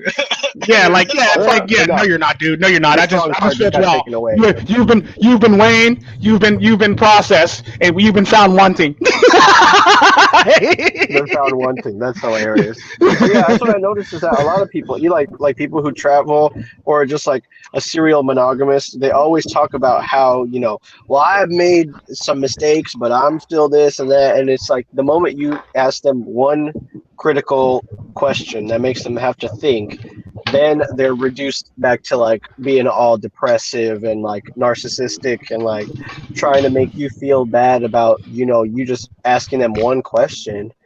And it's like they don't take time to think critically because they're just so impulsive. They want to be what they want to be right now, and they don't want to have to work up towards being it at all. Like, they just want it to be, they just want to run it, basically. Mm-hmm. And it's kind of like culturally bankrupt and morally bankrupt because they live well beyond their means in terms of like the ideas that they think about.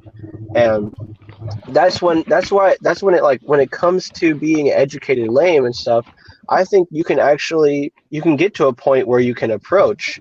It's just that you can't be thinking about all the PUA stuff. You just have to be be Yeah, yourself, because and you can approach somebody. That's the thing. That's what I Bless you. thought you were saying. Thank you, sir. Thank you.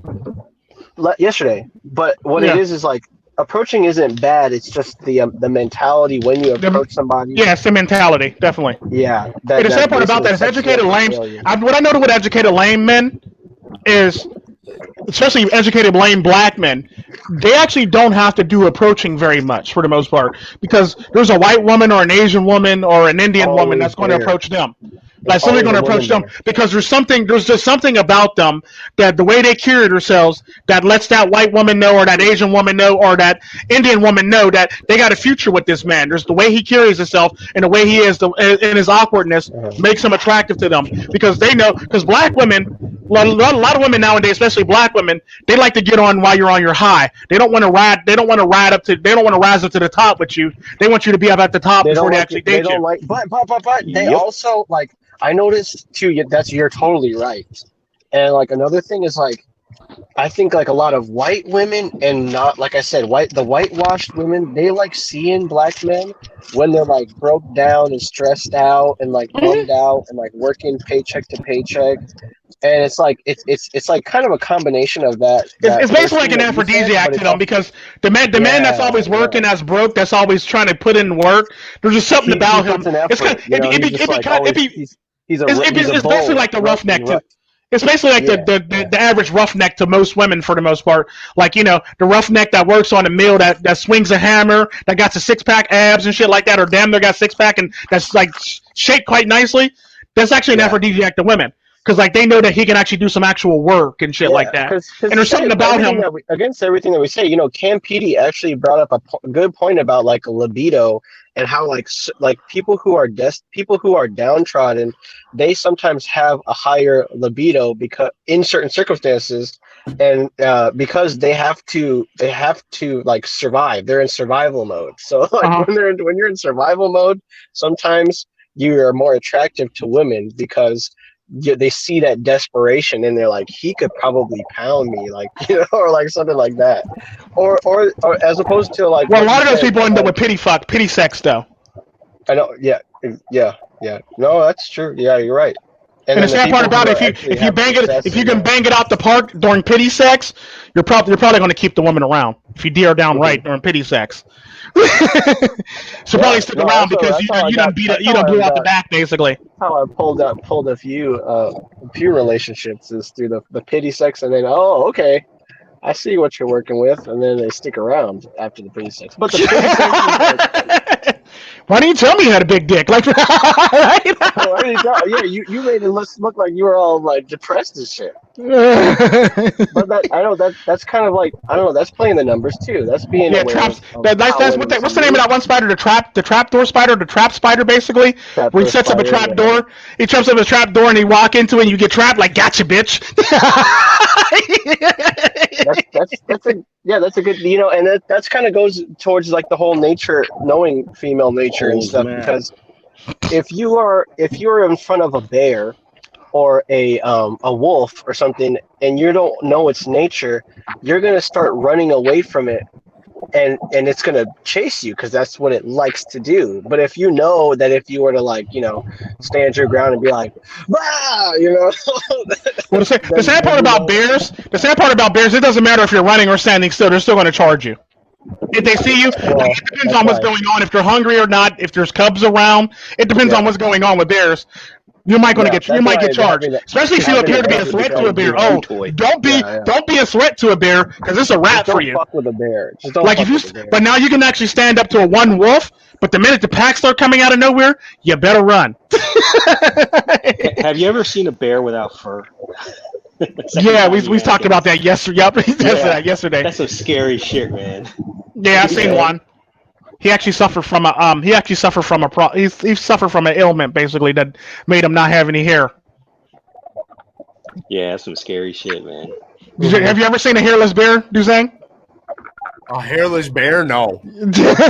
It's ridiculous. It's like horrible. I imagine that shit would look It's ugly horrid. as fuck. Yeah, it's horrid. It's scary as hell. It makes Freddy Krueger look like a normal guy. I was just looking up. So, have you guys ever seen Revenant? Revenant? Yeah. Bear. You ever see, The okay, bar. Oh, that bear that probably was wasn't. based on a true story by the name of Hugh Glass. That was Yeah, a that's- real that's- man. It was a real story. Or it It's was just, Huge ass. yeah, the sad part about that they sensationalize a lot of the movie too, so they can actually get you to connect with him. They have Like they gave him a son, and they gave him a son and shit like that, which he didn't have. to, right. They gave him like other things, so you can actually connect with him for the most part. Right. So, but the whole bear scene was an incredible, it was an incredible scene to see. I mean, and to know that actually happened, and this motherfucker still made it to camp. It's a story of determination, and it's really Right. crazy. Right. It's really kind of crazy. If you guys haven't seen that movie, or even just that, Definitely see that movie. That's a good movie, it's a long movie, but it's great. It's a great movie. It's a really great movie. It's a very great movie. I watched it. It's actually really good. So every time I hear bear attack, my mind goes right to that movie. Gotcha. It's because it was such an iconic scene in that movie. It really was. Oh, And that actually goes to show that not all the time when you shoot a bear, the gun's not always going to actually kill the bear for the most part too. A shorter movie. We shot that bear like about several bears times too, and the bear that I didn't would even recommend. flinch. Well, it's not really a movie. It's more like a documentary. Is The Grizzly Man, which is about this guy named Ethan Treadwell. It's directed by Werner Herzog, who's a wonderful documentarian. But he listens to the audio, off mic of the final moments of this guy with his girlfriend, like being eaten by a bear. Can you say the name? It's You said called Grizzly Man. Grizzly Man.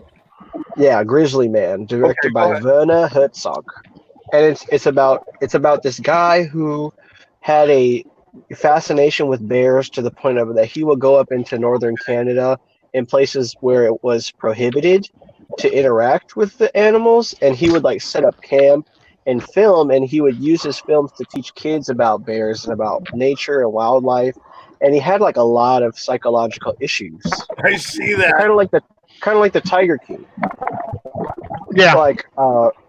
But he ended up getting eaten by a bear, and With his he brought girlfriend. with his girlfriend, and it's pretty gruesome. They didn't play the audio or any video, but it exists. And what happened is the director listens to the audio on headphones, and you see his reaction. That's crazy. That's something. Yeah, Dude. Herzog is just an amazing, the way that he can communicate an idea to you is just it'll make you be I don't even want to hear that shit. That's it. But I understand how messed up it must be. And that's what people, that's a kind of a screenshot of modern man, is that we have a fascination with certain things that we don't fully understand. And that we literally go into impulse mode because we just want to be he tried to pet a bear once. He would there's a lot of footage where he's talking to a bear in a high pitched kind of baby voice. Yeah. And that's kind of what we do now, is that we infantilize the beast that lurks right next door to us in a place that we're not really, don't have any jurisdiction. It's nature. Right. And then we get mad when the bear doesn't do what we want it to do or tell it to do. It's come on. What an analogy. Yeah, if you look at the eyes of a bear, you don't see empathy. You see more of just and you don't even see evil. You see the blank stare of, I don't want to call it stoic because that takes too much intelligence, but you see just a blank. Not really. Stoicism actually don't take intelligence. You can actually not be intelligent and be very stoic. There's a lot of animals that are very stoic. Give me an example, because I can see that, I can picture it, but I can't really picture it, but I can relate to whatever it is. Like if you look at a tiger, if you look at a tiger when it's yawning, or look at a tiger, if you look at a tiger, well, monkeys and gorillas and the whole entire family of animals actually are very stoic. But if you look at a tiger They're, when it's they're just more walking, intelligent than like a crocodile. Like a crocodile Yeah. has a stare, but it's not a stoic glare. it's very more of stoic like a- though. But it's like it doesn't change though. Stoicism is actually allowing it not to actually affect you for the most part. I see. I see. It's almost being like nonchalant, basically. It's basically like a higher level of nonchalance. Like it'd be basically like if your cat falls off the damn if your cat is dead asleep and he falls off the bed onto the floor and you look at him the bear and is he's looking stoic. at you like, what happened? I didn't do anything wrong. I meant to do that. For the most part, he's like very dignified, which is a lower form of nonchalance for the most part. So like there's levels to this shit. There's what's it called? What I just said. What about the Like cat? my dog can look so stoic. But Yeah. like, what about like bovine? Do you think a cow is able to be stoic? Yeah, cows are very stoic because, like, Yeah, if like you the actually ox. walk up on a cow, if they're chewing food, they're just chewing food. Like they may turn their head and they'll turn back. Basically, that's basically them letting you know I see you and I really don't care and you're not a threat to me. Basically, because the chances of you actually getting a cow to run are very slim to run. Though, because a cow can be startled. Same with a deer, but deers Well, can a look cow- really stoic too. But Well, then no, if you take like a tiger or A tiger's bear, always stoic. yeah, bears and tigers and stuff like the apex predators, they don't really get startled unless Yeah. you like literally sneak up on them. Or But, if you like, shoot a could- gun, could- like if you shoot a gun, fire a gun, then they get startled for the most part. Then they But the get thing about startled. that's pretty much every animal. That's even human beings. Except for me. If you fire a gun, I'm the only one not jumping, probably. straight face. Yeah, just literally straight face. Got. What just Yeah, happened? that literally happened to me several times. Everybody ducking and running. Like, why is everybody ducking and running? You're not in danger. You know, it's one of those things. It's one of those things. But it's like the thing about that, like, animals are known for being very stoic. And the sad part about that is tigers are very stoic. Lions are very stoic. Like when a lion roars, that's the only time that he's not stoic. But when he's just walking around, licking his lips, he's pretty stoic. Like you can't tell what he's thinking for the most part. Being stoic is not being able to tell what a lion is thinking. Now there are animals that actually show confusion. Like a bear would show confusion at one point for the most part. Like if you happen to be out there and he walked around and he happened to notice you and he's like, "The fuck you doing here, nigga? What?" I will be right back. Okay. I'll be right back. All right. And the sad part about that is there's a lot of bears will show stoicism and they will show confusion. All animals show confusion for the most part. It's more okay. So I think what it is like it's more like the kind of warmness that we associate with mammalian creatures. In a bear, that hardly Doesn't exist. Unless No. it's with a cub. Yeah, it doesn't exist when at you all. look in a bear's eyes, there's no connection. It almost looks through you as though like you're a tree. Because Yeah, it looks through you basically. It basically looks through you almost like a predator, basically, because he knows you're no threat to him. Unless you pull out a gun, you're really no threat to a bear. And even if you pull out a gun, 9 times out of 10, there's a high chance that even if you shoot at the bear, it's not going to do too much damage before he actually kills you for the most part. And that's basically how bears look at people. Like it's literally like you're snack. You're literally snack, nigga. You're not dinner. You're snack, for the most part. Right. And that's literally how bears approach things and look at things. It's kind of like sharks, basically. Sharks look always menacing, but for the most part, they tend to have a stoic look to them. For the most part, despite the fact that when they open their mouth and their teeth are showing, they look very menacing. But it's just shit like that just like because like there's animals that actually show a confused look, but it's like a microsecond for a confused look on them. It's kind of like it'd be equivalent to like dogs when you do something and they tilt their head and look at you like, nigga, what you doing? Right. You know what I'm saying? What you doing, baby? Why you doing that, baby? Right, literally. Oh, baby. Yeah, they tilt their head and look at you. Cats do that shit too.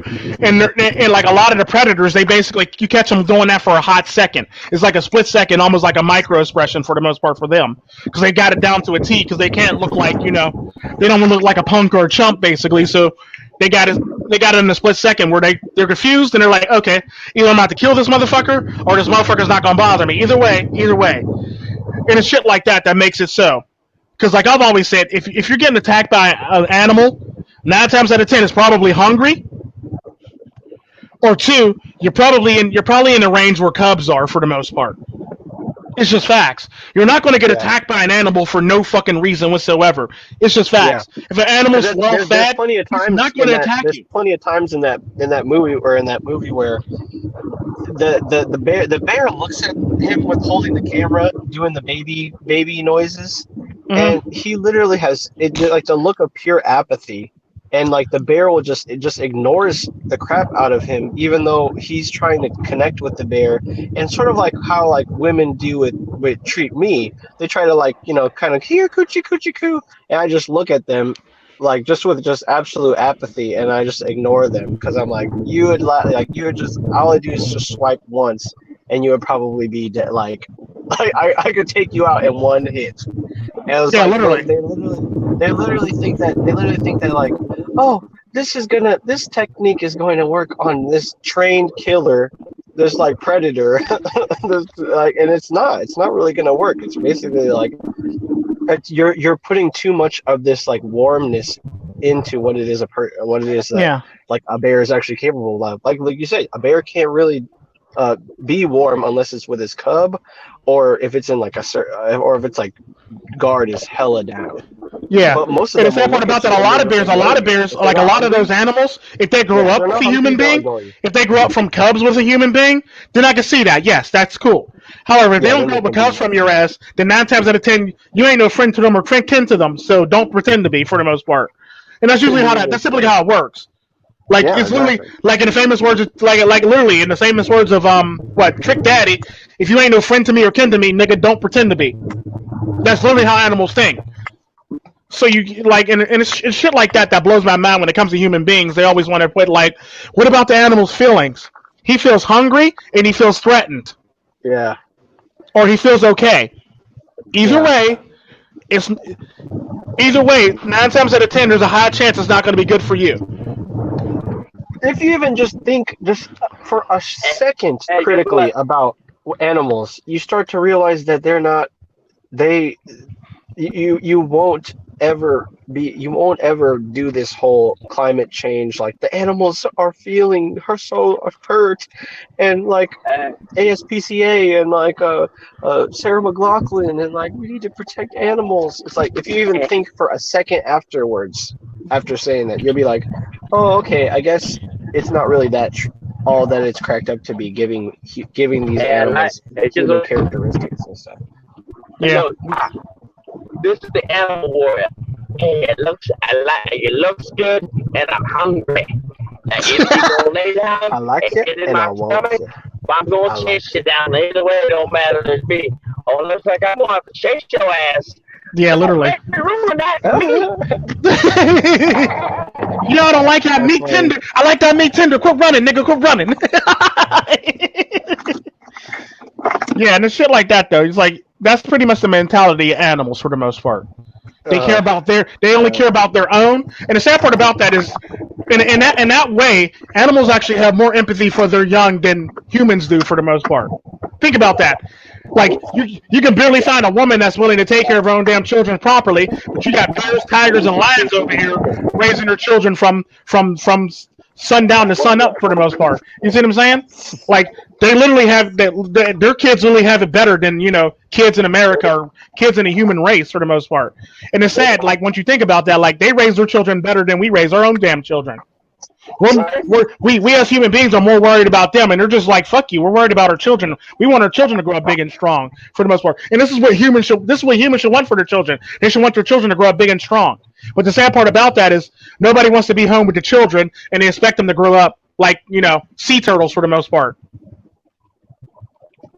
Then they want to act shocked, like, I can't believe this happened to my children. I can't believe an eagle came by and swooped up and took my children. No, bitch, you left your children alone. Yeah, and there's laws against this shit. It's just the asinine behavior of parents where they're like, they think like, oh, human beings are the top of the food chain. We're the smartest and we're the most dangerous. But then they raise their kids like they're fucking sea turtles or like they're prey animals. Animals that they just basically lay and leave. Why would you raise the most dangerous potential being on the planet to be all soft and fucking snowflakey? Yeah, basically, and that's what they're basically doing. They're making them soft and snowflakey or soft and stupid for the most part. For easy picking. The reality, not telling them how shit really fucking is. Like a bear is literally outside; it will fucking eat you. Don't go outside unless you got a gun. Yeah, and the sad part about that is you it's know, basically like the famous words of Chris Rock. You should probably teach your children more words than "mommy be back."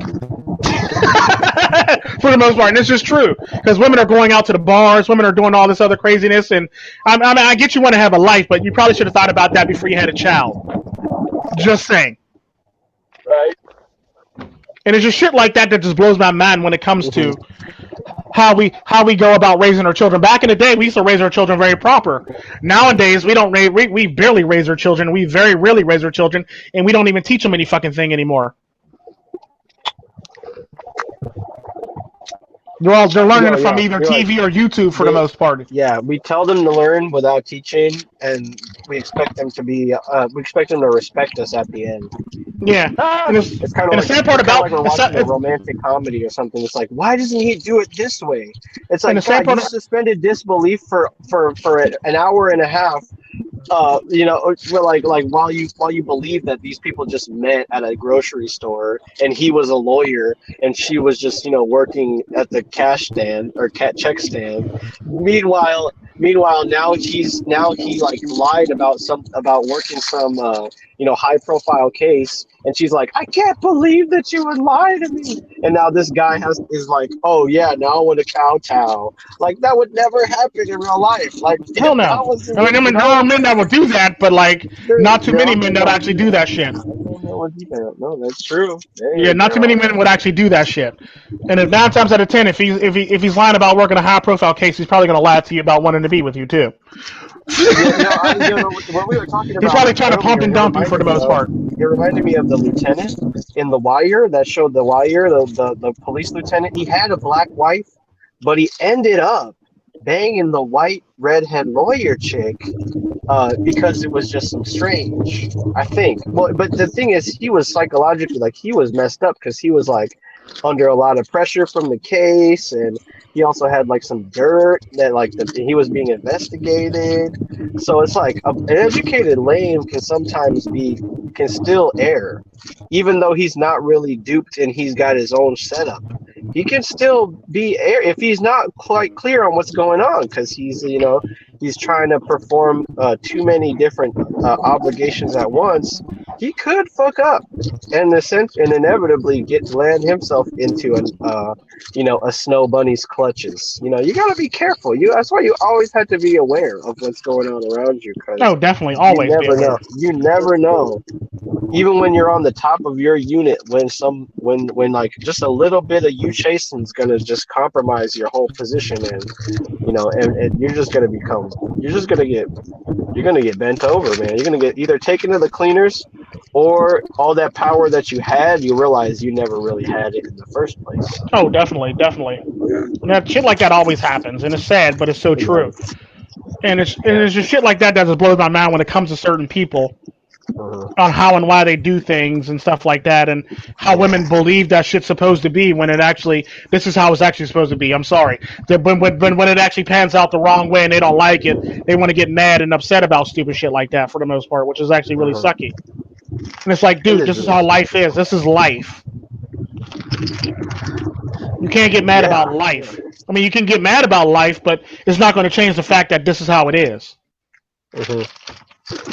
And you also said too, like when you're learning, like, I remember watching a couple of YouTube channels before I was really red pilled.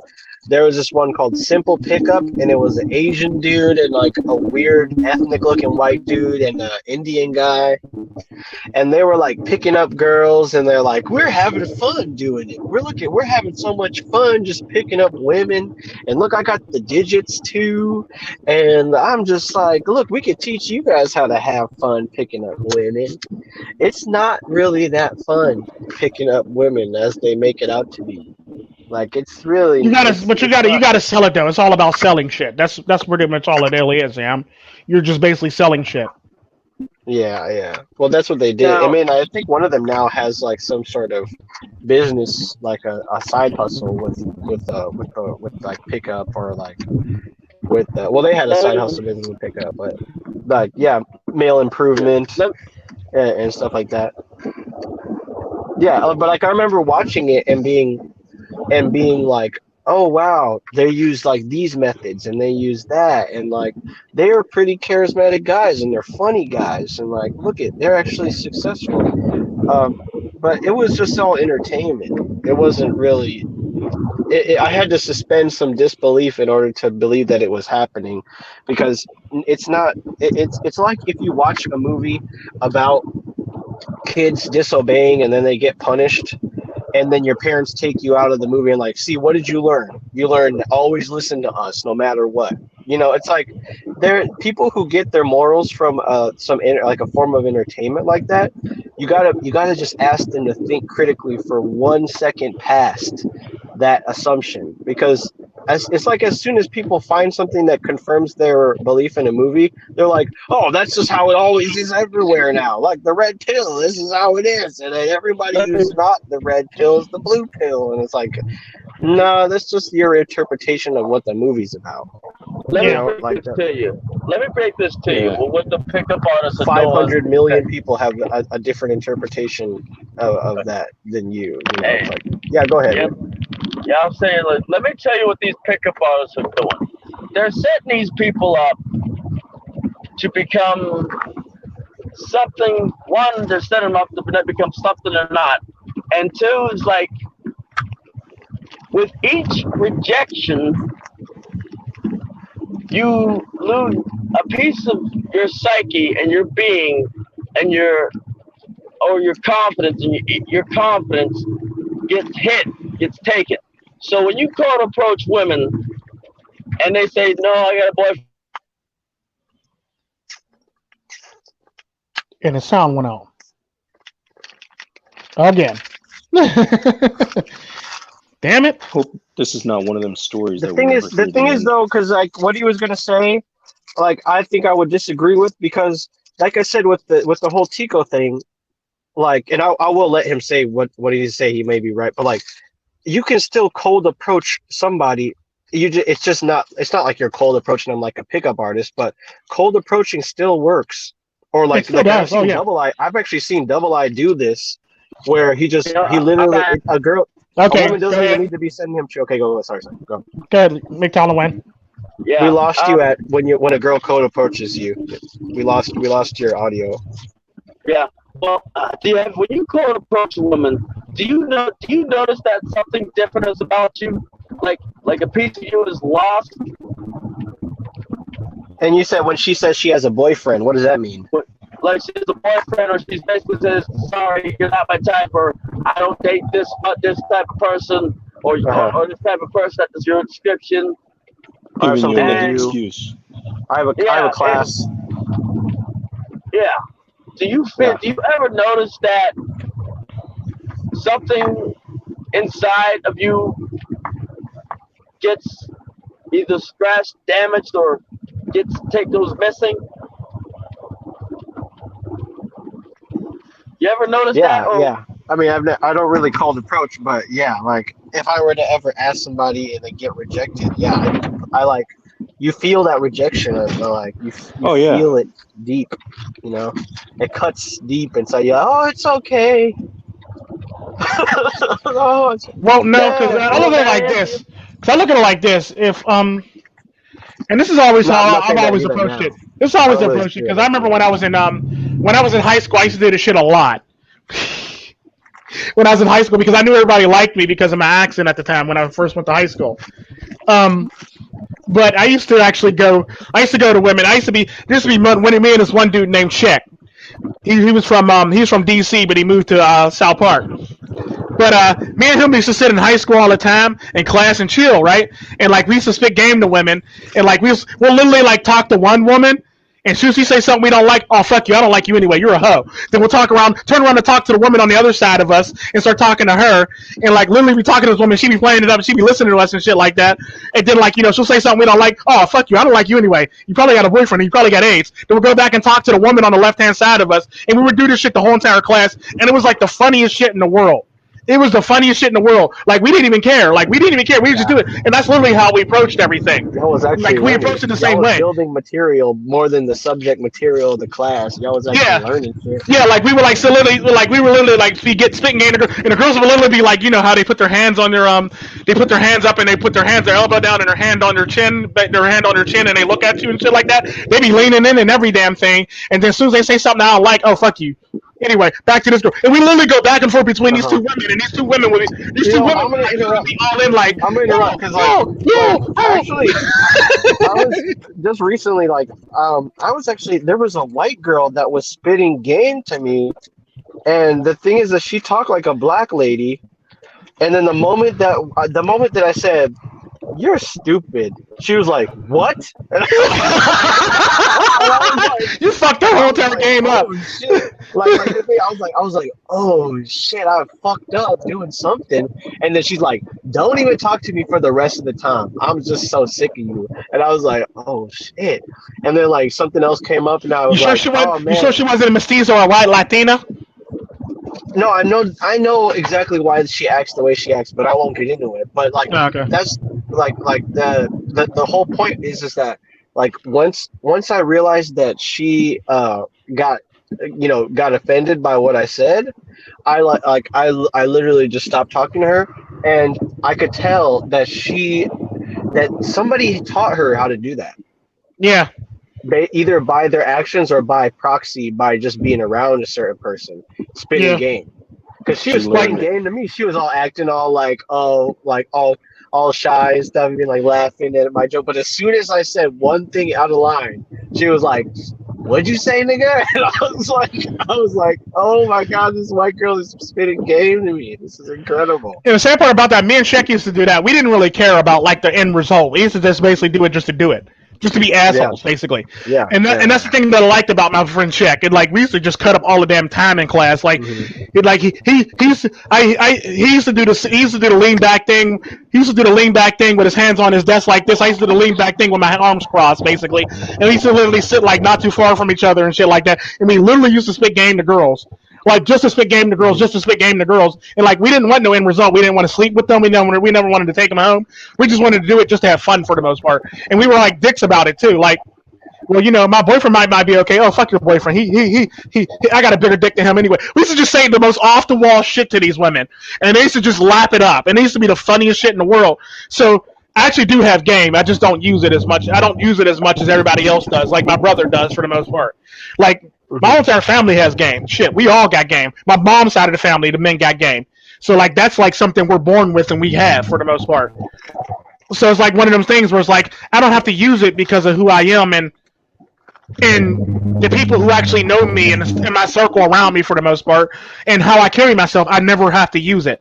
Like I can actually be sitting somewhere like I said at work. The one time I was sitting there at work. Dressed nicely, look, John Wicking it, like I said in the one video, and women were just, approaching me, talking to me, and saying weird things to me that normally wouldn't say shit to me at all. You see what I'm saying? I actually have a suggestion for any young people. Like, get a receptionist job. Like, get a job where you have to sit at a desk and be approached. And then you'll learn so much about, and it's different than being like a salesman where you have to cold approach people. But when you work at like a front desk or something, or if you work at a reception desk, or if you take reservations for people, and you get approached on a daily basis, you'll learn so much about human nature, like about how people act, about how people interact, and it'll actually teach you how to have fun.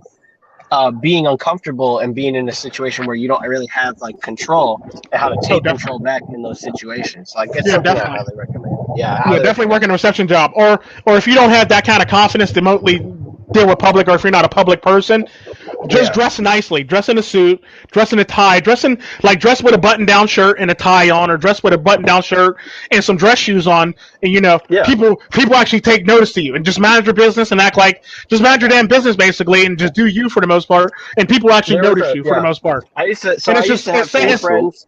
I had two friends in college, and just volunteer for something nice. Yeah, there we go. That's good. Yeah, That's and the sad part about dressing up nicely is you don't have to be GQ. You can like literally wear like you can find a shirt and a tie from somewhere and some yeah like I wouldn't do the polo thing as much. I mean you can do the polo thing, but like I'm just saying like if you want to maximize the whole entire situation. I see how you're. If you want to maximize the whole, I'm talking. This is for people. This is basically for people who who lack the social skills.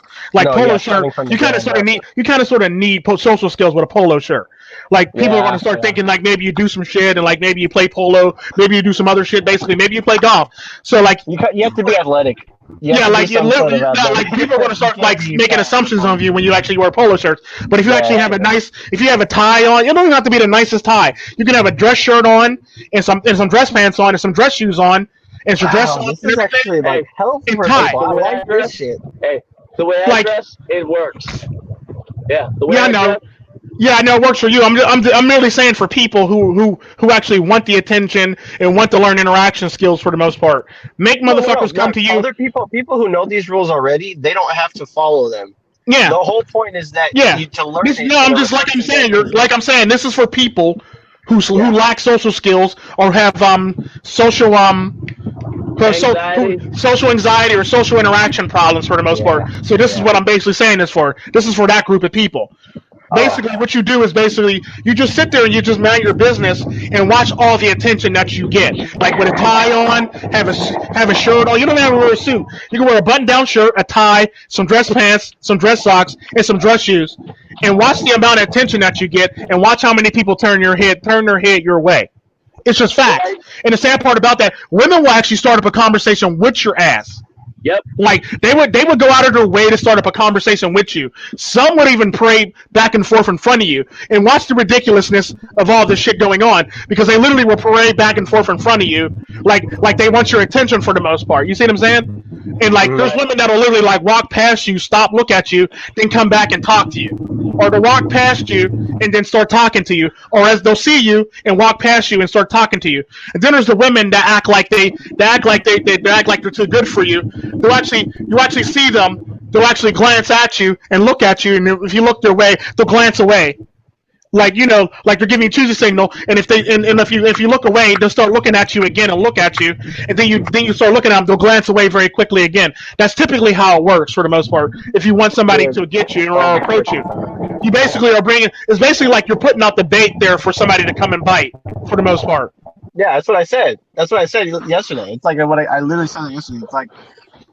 You put out just like a little bit of kibbles and stuff, and if they ignore it, or if you gotta watch too. You can't just like lay the trap and then leave. You gotta like watch how people treat your presence and only your presence. And the sad part about that. Before you've learned how because the irony to that whole entire situation is you're learning both social skills because now you have to practice because a girl just said some shit to you, so now you have to practice with an actual woman. On top of that, you're learning how to actually improve yourself and improve your self-confidence by getting dressed up in a suit, but by getting dressed up with a tie and a dress shirt on for the most part. Because when you get dressed up, you actually feel good about yourself for the most part. It's just fact. Something I noticed is like people who are like very socially awkward, they've actually memorized things to say, but they don't say it confidently. Like you'll hear somebody say something very like that sounds very intelligent, but they say it very, very like coy. They're saying very ditzy or very corny. Yes. And the sad part about that is with this approach, and the sad part about that, such as that is. Yeah, and the sad part about that with this approach, you don't have to open your mouth first. You just have to open your mouth second. Yes, you're always reacting because they have to come talk to you. They have to come talk to you because they see something and it piqued their interest, so now they got to come talk to you. It's basically like an animal. If you go over to your friend's house and they got like a cat or a dog, the dog is going to come up to you because it's curious on what's going on for the most part. I'm not calling women dogs. I'm not calling people dogs, but human beings are basically animals.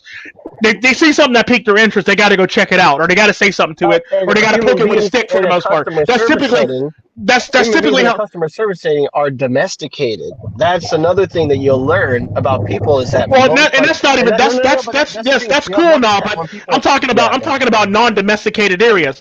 Like literally, people will come up to to you and actually say something to you, or they'll say you look good, or this, that, and the other. And women will say something. Men and women will both say something because you piqued their interest for the most part, and now they're paying attention to you.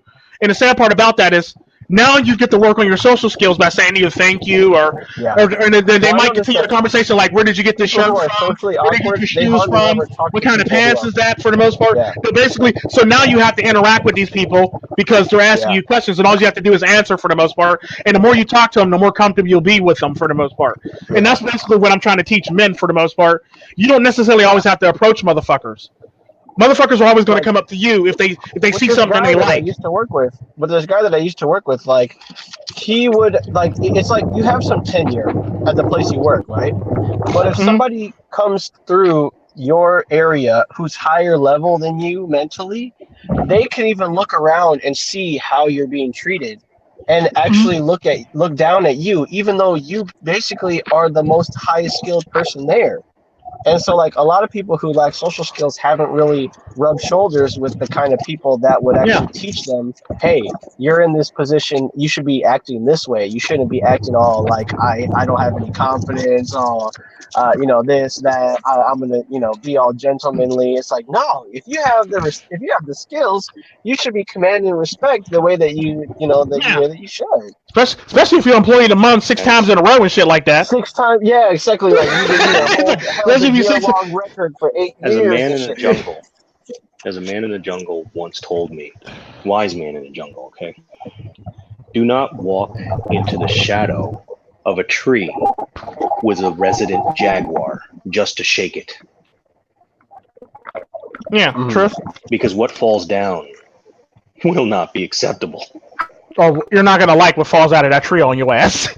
And the sad part about jaguars is they actually do live in trees, and they will jump out of a tree to hunt for something if they have to, kind of like leopards do too. Like, I seen a leopard actually jump out of a tree onto an antelope. It was the most amazing shit I've ever seen in my life. Literally was in a tree, he seen the antelope, I guess he decided, I nigga's kind of hungry right now. So he jumped out of the tree on top of the antelope. Before the antelope could even move, he was already on top of the antelope, like crushing his neck and crushing his body for the most part from the weight of the tree, the weight of the fall out of the tree for the most part. It was like the funniest, craziest thing I've ever seen. And then as he's biting the antelope's lips, he looked around to see if any lions are coming, and he climbed back up the tree with the antelope. It was like the most magical thing I've ever seen. So you don't need to always be. You don't always need to be the. Don't always shake the tree. Sometimes be the tree that they're shaking for the most part, if you know what I mean.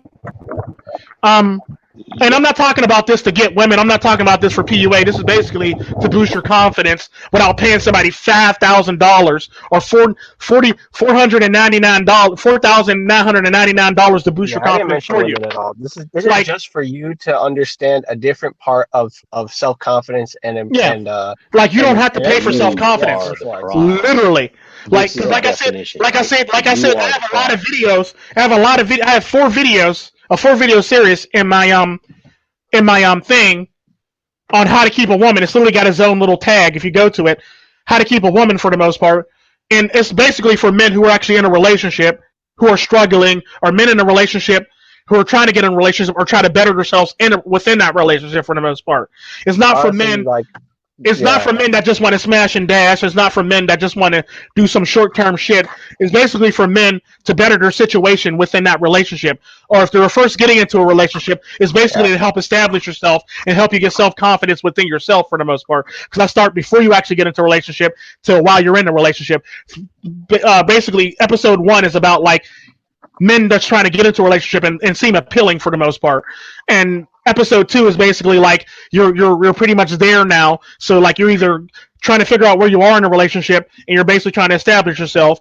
And 3 and 4 is a bonus one basically for the fact that there's extra shit that I actually forgot to put in like 3, 4 for the most part. But it's actually like literally if you really want to be in a relationship and you really wanted to keep it interesting, watch those videos because I'm not going to explain it again. But typically this like being well dressed is like will always boost your confidence no matter what. Because like look, think of it like this: when you're looking in the mirror, it's the same thing after. The sad part about it is like it's like after you get your haircut. Think about how you feel after you get your fucking haircut. You feel like $1 million. Or you feel like $1 million. Right. You see what I'm saying? So it's shit like that. Exactly. That like. There's That's shit the like that thing, that too, boosts your is like- confidence very slowly but surely. When you start acknowledging social currency over over like fiat, that's when you start to realize, that's when you're able to enter a relationship based on social currency and not based on sex, like the lower form of gratification. Because boy, I tell you, social currency feels better than sex, yo. Yeah, and the If sad you part walk about into social, a- the if sad you part walk is into a- you know, like you could have a relationship with a girl that you work with and still walk into your job and feel shitty. But Yeah. the moment that you actually command respect in your job, you could be a bachelor, single, everybody is trying to hit on each other at your job, and you don't give a fuck because the amount that you understand about what everybody else is doing and how little they know about you feels better than any sort of gratification you could feel being like, oh, I got Amber's number in the office. definitely. And And she the sad part- texted me. and the she's sad part texting about- me. She's sending me choosy signals. She wants to be with me. It's like, Yeah, the sad part about that. The sad part about regardless that. of it doesn't matter. Yeah, the sad Yeah. part about that is how it actually works is what he's saying about social currency. The bigger your social credit line is, the better off you'll be. It's basically like how I always talk about, like when I went into work, when I worked at a hospital in a white neighborhood, I could literally walk into the lab and say, "What's up, my niggas?" and not catch any flack at work at all whatsoever, because I just had that social credit for the most part. My credit line was so damn big. You're gonna get HR'd, but I don't give a damn. Get sent to Like, yeah, HR. like I don't care shit. Like, now I tell that to my supervisor, I tell that to the director, I tell that to the director of the lab, which was a white woman that was a doctor. I tell it to anybody. And the sad part about that, we had no black supervisors, so I'll say it to anybody. I'll say it to the women in micro. Like, what's up, my niggas? And they all look at me and they'll just start laughing like, he is a trip.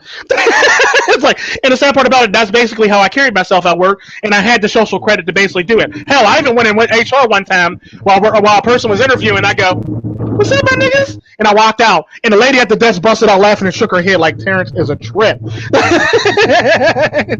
Like it's just shit like that just blows your mind. It's like, that's the confidence that I have, and that's the confidence that I betray. And like, there's nothing that you can do or shake it, because like, I have that confidence. Even if it doesn't seem like I do, I always do. And the sad part about that is I'm basically watching people around me to see where I can actually exercise my social credit for the most part, if you know what I mean. So even if I'm not using it, I'm going to use it eventually. I'm just trying to figure out where I can actually apply it at, or where I can actually put it at, or how I can actually deliver it for the most part. It's almost like a joke. Like, well, you'll see, you gotta have good delivery for it. You'll see high-ranking position people, where the thirst is still real. Like, they'll definitely. They'll pay to use their position in the company with like shareholders, customers, and employees to try to see where, and they'll be constantly going into their hip pocket to pull out their social credit, but their credit is just terrible. Because their credit, they don't even have these, or they don't have the credit. Their only credit to their name is their position. And the sad part about that is, I actually have more credit. I have more social credit than my actual supervisors and the actual lab director. Yeah. So because you didn't spend it all. I didn't spend it all. I wasn't overspending, or I didn't always need to, for the most part. Yeah, and like I don't know if you've ever stayed long at a company, but like I wonder, I often wonder like how hard exactly it is to maintain that line of social credit when the longer you stay with a certain company that isn't yours. Well, the thing about social credit is, like, as long as you maintain yourself and maintain yourself from day one. Since we're emphasizing that social credit, it's like when you say, "Oh, so and so stuck at a day job," it's like if they have like a high level of social credit at that day job, then is that bad? Like, that's no, it's not bad at all. If you have a high level, now if you're at the job talking about, I hate my job, I don't want to be here, this, that, and the other, this sucks, my supervisor sucks, then you probably should switch jobs. But if you actually like your job and like what you do, you actually never work a day in your life, and that's just facts. Yeah. And the sad part about that is, like, I had a high enough social credit score where, like, because I was always the same from day one, and like the neat thing about it was, like, when review time came around, like, my supervisor seen it the most during my review time, because you had to self-evaluate yourself, and then they evaluate you for you, and then they bring you into the office and talk about what they wrote for you. And the sad part about that is, I remember my second review was the director of the lab, the administrative director of the lab said, and I quote in my review, I don't think Tico takes this seriously, and I think he needs a lot of growing to do. And the sad part about that, and I put at the end of that, I really don't care what you think. I'm going to do me, and I think this is stupid. I think this whole entire process is dumb as heck, and I think my supervisor should do it for me, and then decide to tell me if they're going to give me a raise or not. And that's exactly what I wrote. And like he got all persnickety about the shit because like he treated me differently because like I didn't really care. It's kind of like the one time when I actually got suspended. The one time I got suspended for 3 days, and he goes, "Well, you know it's going to be non-paid. I don't care." So when does it start? Does it start today? Does it start tomorrow? Well, it's going to start tomorrow. Yeah. Can it start? Yeah. Can it start today? And like I'm sitting there like, can it start today? Like, well, we need somebody to finish out the shift. Yeah. And the sad part of it, I was like, so am I coming back Friday or am I not coming back Friday? And he goes, well, if you don't come back Friday, that's going to be a whole other problem. Okay, I'm going to Jamaica. I literally went to Jamaica for 3 days when I got suspended with no pay at work. And the sad part about that is when I came back, I was actually all suntanned and every damn thing and shit like that. A nigga had a Nigerian tan going on for himself. You know, they're like, where the heck did you go? I went to Jamaica for 3 days. What's going on? Like legit, I was all on Facebook taking pictures at, Duns Rivers Falls and shit like that. I was in the cockpits of Jamaica taking pictures. I was all over Facebook, and my coworkers were pissed. Like, how did he get suspended and he's in Jamaica? Because I can be, because I don't care. And the sad part about that is my social media, because a lot of my coworkers are attached to my social media. These motherfuckers are showing all the pictures of me in a cockpit. They're showing all the pictures of me at Duns Rivers Falls having fun and shit like that. And I'm supposed to be suspended. Like, if you're suspended, you're supposed to be taking it hard, I guess. But I didn't take it hard, and that's what actually gave me my social credit score. I've never taken the suspension hard. Like, I take it as really? I get off? I don't have to work? Oh, that's free. Peace, right? I'm out. I'm not working. Because I work all the goddamn time. So for real. Like, shit, if you're gonna give me a suspension, that's a vacation to me. Shit, paid or unpaid, that's vacation, nigga. That's vacation to me. Fuck that shit. Yeah, fuck you. Exactly. That shit. Like, so I don't even blink when a shit like that actually happens for that reason, because I know that vacation anyway. When they don't pay you for your vacation, so there you go. Well, that's most jobs in America. You don't get paid for. You don't even get paid vacation. A lot of jobs. But like, that's how I basically treated it. Like, because I know that.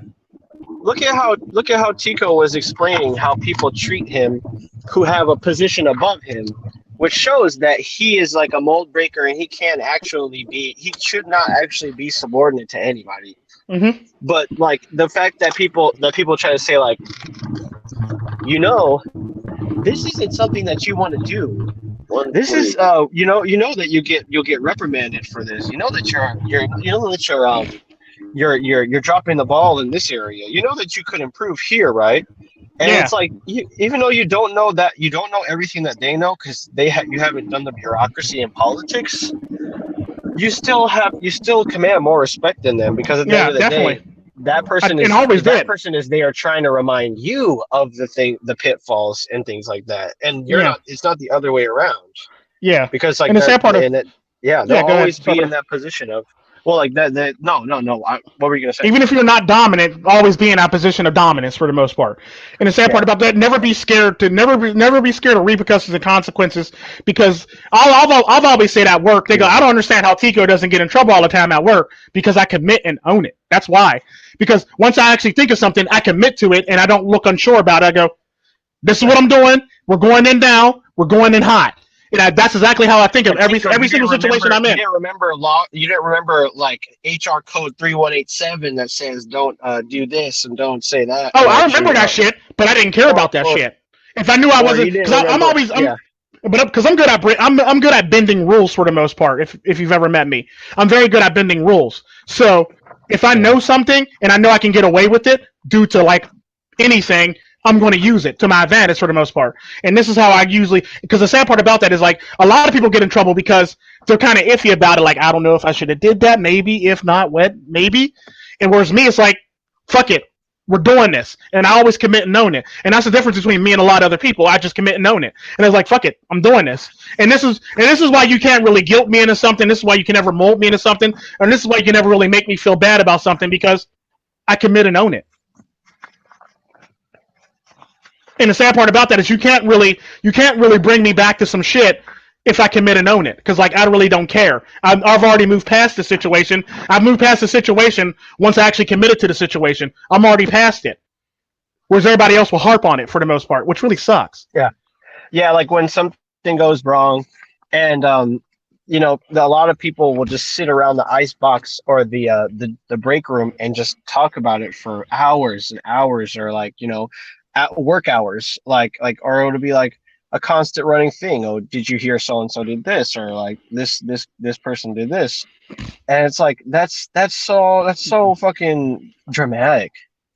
Mm-hmm. And it's just like, I hate workplace drama for that reason. Is because while you're being dramatic about this, I figured out 7 different ways, to do X task, and I had fun, and I was a goofball, Yeah. So like, I actually, instead of having to be like all like super serious about the rules and shit, how about you just like fucking stop being so goddamn dramatic? Like, oh, but you didn't, you really gotta learn this, and it's like, all right, I'm not going to do it perfectly the first time.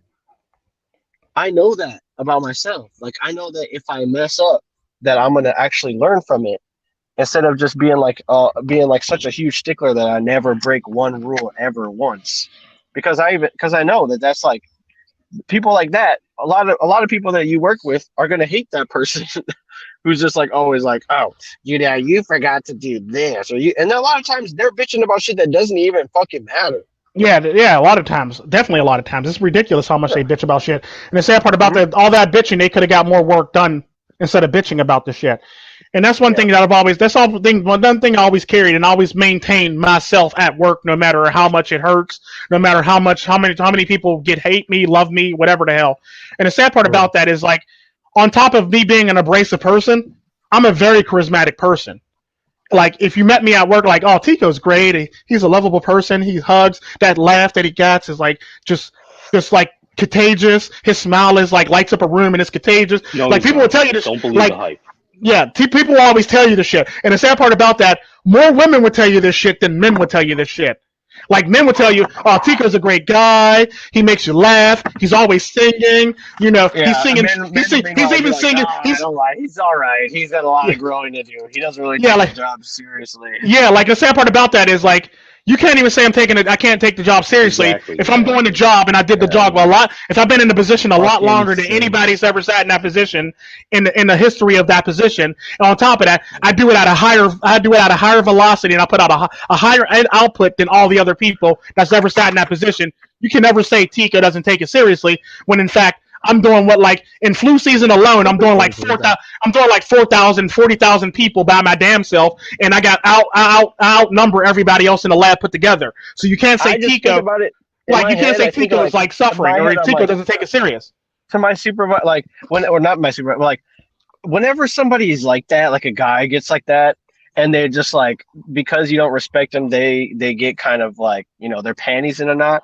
I always think in my head, like, oh, you think that I piss you off? Try living in my shoes. Try living in my shoes. That last memo that you put on, Pim, that pissed me off. So now you got to pay for the shit. Try living in my shoes for even just one work shift. Try living in my shoes and having to deal with people the way that I deal with them for just one shift. And you'll want to fucking go postal and kill everybody in the store. Literally. Because the sad part about that at work, when I did work for the hospital, I wasn't, like, people knew this shit, and, like, supervisors would always look out the office at me when I used to get on the phone with a doctor. And the doctor used to say something off the wall to me or off-putting to me, I literally used to hang up on the doctor. Like, if he's yelling, if he's hooping the holler, click, I'll hang up on him.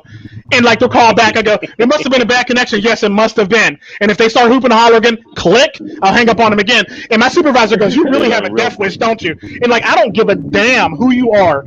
You put your pant leg on one pant leg at a time. And the sad part about that, a lot of the doctors learn you don't fuck with Tico. It don't matter what time of day it is. It don't matter how many awards you won. It don't matter if you're the top surgeon. Don't fuck with Tico, because he'll fuck with you. And that's the neat thing about me. Like, everybody, doctors respected me for that reason, because I've never once had a doctor since I've done that. Word must have got around very quickly that I hate doctors or something like that, or I think doctors are stupid, or something must have got around about the hospital where, like, all the doctors would call me all nicely, and they would talk all nice to me and shit like that. And it was basically, look, no, I'll hang up on you. I don't give a damn. HR. Like, I don't know, but No, there used to be.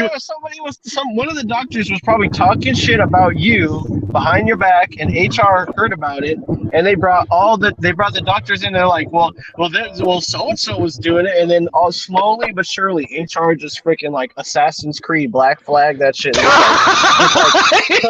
everybody's neck, just like went in the night, and then now everybody's like, oh, hi, Tico. Yes. No, right? Hi, Tico. You're the greatest, Tico. We love you, Tico. Yeah. Like, how's it going down the line today, Tico? Like, nigga, what do you want? Like, nigga, what do you want? And it's shit like that. Like, it's one of them things where, like, I basically changed everybody's attitude towards me. Even the most ignorant doctors from African doctors from other countries, they had to make an about face towards me. Hell, employee health, the one supervisor that handled the lab, the one HR lady who handled the lab actually had to make an about face towards me too. So it's like one of them things where like everybody had to adjust to Tico instead of Tico adjusting to everybody else. You see what I'm saying? So it's like because I commanded that kind of attention, that kind of authority, and that kind of respect. Like we ain't gonna just talk to me in any type of way. And I used to remind people, like, dude, you need me more than I need you because I don't do this job because I need a job. I do this job because I like this job. So that right there makes me a dangerous person. So I could walk out today or tomorrow, and we all know that shit would go sideways in a minute. Shit would go sideways, and it would go back to you refilling this position with random different people for the most part, and it's just what it is. Like, because ain't nobody's going to stay in that position as long as I did for the most part. I will always be the longest running person in that position, and we all know this. And like, because I remember I said to my supervisor one time, I go, to be honest with you. If the leader of the KKK was the director of the lab, and he was looking at it from a business sense, he would go, "I hate that nigga,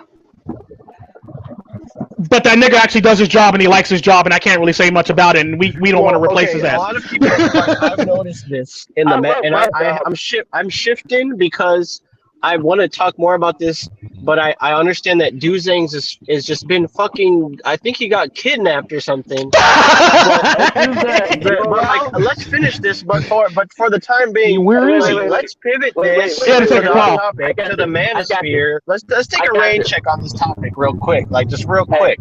But if we pivot this to the manosphere, a lot of men in the manosphere have this like anti-authority mindset where they don't think like Tico and I want to say Tico and I do about freaking authority, which is that it doesn't exist. They believe that authority has this tremendous amount of power over them, and that they need to rebel. And that like if he was a KKK man, I would never work for that dude. Like that guy's a fucking like racism is real and racism exists, and we got to acknowledge this. And the sad part about that is I don't care about racism. I don't care about racism in the least bit. Racism doesn't bother me. I don't have the same, like I was saying to a lot of people, I don't have the same relationship with racism that MiGTOW in the Wind does, or a Psyche Soap does, or a Mr. Forma does, or a True Sherm does. I don't have that same relationship with racism that they do. Like, so, or even the Double I. Yeah. Or even Double I. Yeah, I don't have that same relationship with it. Like, I mean, don't get me wrong. What are you? Like that's the only that's as far as racism goes for me. Until you know like, more about me, you can't actually be racist towards me. And the sad part about when it comes to me, friends. Yeah, the sad part about that is how racist you are. Yeah. How it works out is I don't have that same relationship with racism, but I do know it exists for the most part. But when I was growing up, it wasn't as heavy. It wasn't as heavy as much as it was in the Americas for the most part, in the United States for the most part. And the sad part about that is like there are Indians in Jamaica, there are Indians in Central America, there are Arabs in Central America, there are Asians in Central America, there are blacks in Central America. And the sad part about that is you were treated based on your growing up for the most part in the early 80s. You were treated based on your socioeconomic class, your socioeconomic status in the community for the most part. Exactly. So like I got more leeway because of who my grandparents were for the most part for that reason. So like if somebody picked on me, they only picked on me because of my skin color. They didn't pick on me because like they ain't never called me the N-word. They always like, well, you're dark, or what's up, darky, shit like that for the most part. I never got called the N-word in Spanish, but like it's shit like that just like and like even the black Jamaicans and like the black Africans that lived in those communities, they actually were either jealous of me or they treated me with such disdain because I grew up in a nicer neighborhood than they did. So it's like one of them things where it's like I didn't really fit either way. So like I'll always get like caught up in different ways, but I was able to communicate and talk to both communities for the most part because that's the type of human being that I was, and that's how I was brought up and how I was raised. So like, well, I'm you not never raised. learn. Like the thing is about it is that if you believe that racism separates you from a certain group or classism or any sort of ism separates you, then you'll never learn the truth about why it is a person treats you the way that they do. Yeah, and like it goes the same thing with the job. Like if somebody tells you to sweep something up, and you go, oh, yeah, God. yeah, I know, right? Oh yeah, like you start acting a fool. Basically, you're going to be stereotyped. My word, because I'm getting told to sweep. Like it's just like they don't understand that to do stuff without thinking about it will always benefit somebody. Yeah, without thinking and about the sad part about that is like, don't get me wrong. Don't get me wrong. Like, don't get me wrong. Don't get me wrong when it comes to shit like that. Like, bullshit into what it is that they. Oh yeah, it definitely is because like you'll make up race. People will make up racism where if it's not even racism. Because the thing about it, like, don't get me wrong. Now, when I grew up in Central America and being in the class that I was in, now if I was to apply that to America, I would get a bit. Like a good example is that if MiGTOW and the Wing grew up in the same class as I did in America, he probably wouldn't get the same respect or the same attention or the same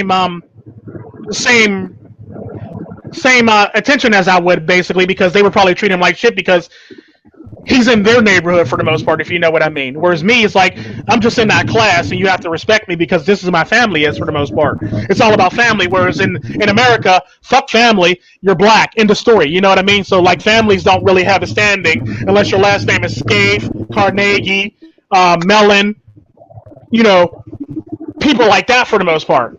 That's the only way your family has any standing if you have one of those names.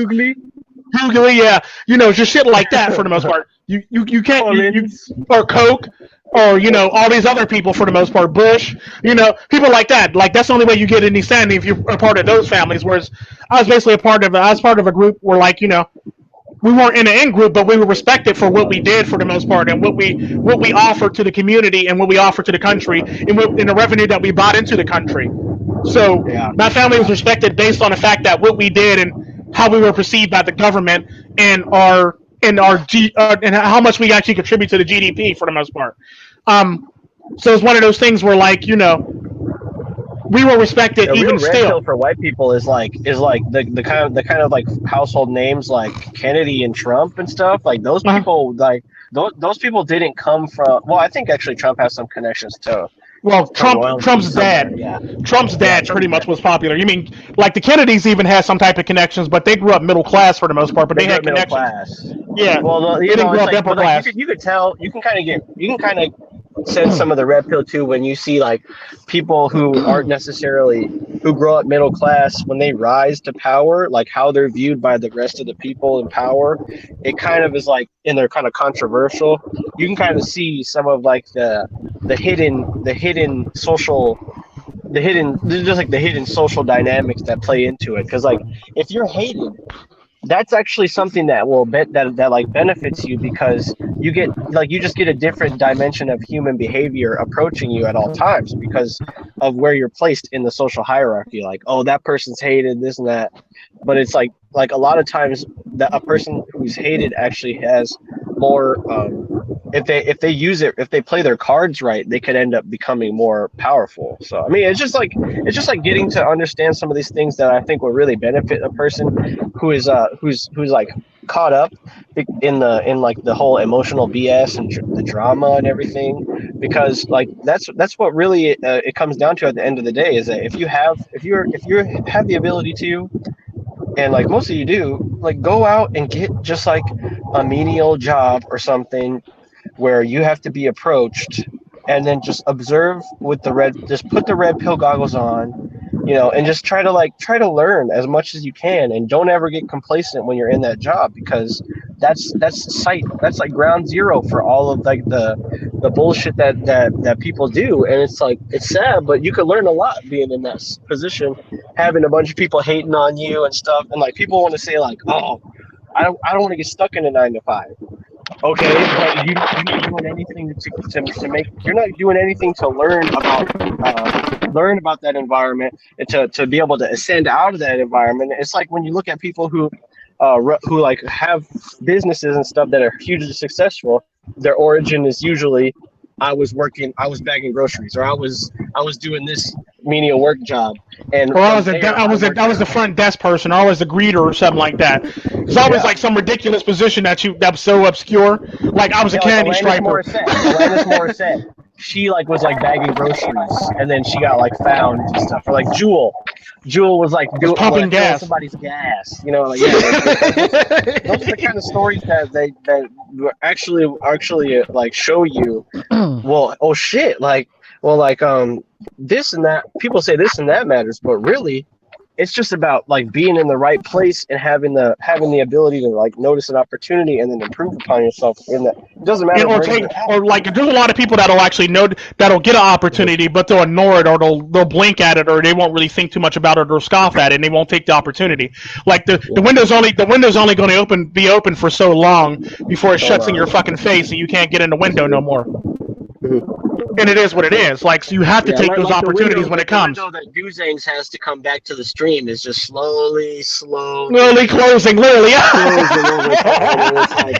You're like, man, you really should just get back into the stream, Dozangsands. Let us know what's going on. Like, at least log out or some shit like that. Let us know what's going on there, pal.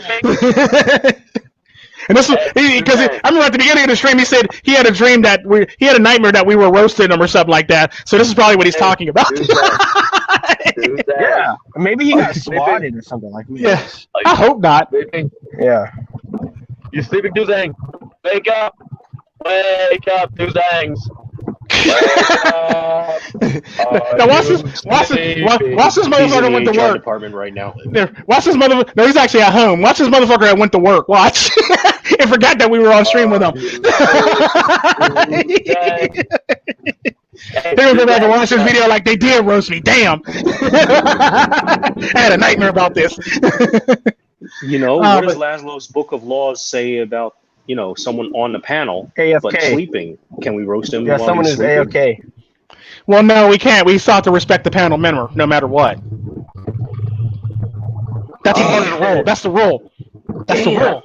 Yeah, respect people on the panel, and don't talk about them if they're not here. I'm still gonna do an impersonation of him. Yeah, that's cool. That's cool. Okay, good. We can do impersonations. What is up, guys? Welcome to another day on my channel. With every day is MiGTOW Day. Be sure to share the video to anybody who needs to see it, and like ring that notification bell so you can see more of these videos. Wow, We definitely need to bring this channel back. Pretty close. Nice. Very close. Yeah. Nice. You're doing a pretty good job there, Yam. Yeah, but it's just shit like that that just like Every day is MiGTOW Day, right? Is MiGTOW Day.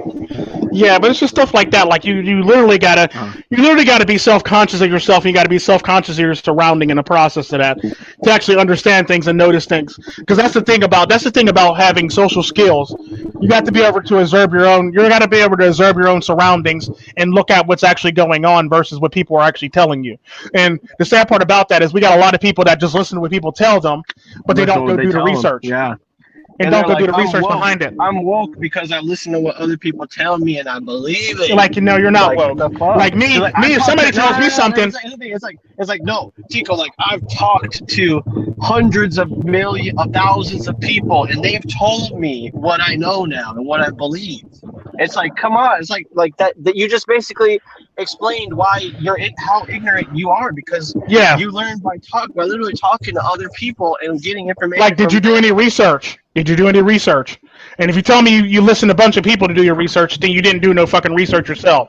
You're willing to buy this lovely bridge that I got to sell you right here, and these couple wooden nickels that I got right here too. Because that's what it basically sounds like to me when somebody tells me some shit like that. You don't even need to sell it to them. They're asking for wooden nickels. They're asking for literally. Like, somebody. Does anybody have any ducats? Does anybody have any like sheep coins? Right, and there's just shit like that. Like, dude, always do your research. It don't the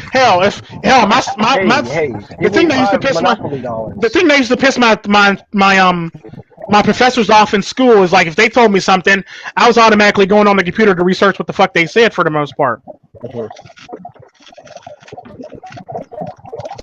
Well, yeah. And I would get another opinion on it too. Fact check your teachers, yeah. I fact check my teachers. I'll fact check my high school teachers all the damn time. They used to get pissed at me all the damn time. With them McGraw-Hill books. Bless you, MiGTOW on the win. With them damn McGraw-Hill books and shit that they used to have. They used to have like partial information and the shit when you learn the complete information of American history, and they're only telling you partial information that actually doesn't make them look bad for the most part. Like, dude, really? Mm-hmm. But what about the second one? Well, there wasn't a second one. There was a second one. So I'm gonna need you to go back and look at it and get McGraw-Hill to rewrite that book again. And for those of you who don't know who McGraw-Hill is, they pretty much write your books from every single last one of your fucking classes in your schools. Yeah, the textbook industry is really corrupt. It's really, and McGraw-Hill's is like the shining example of it. And then there's also Texas Instruments too. But yeah, it's just stuff like that. They try very hard to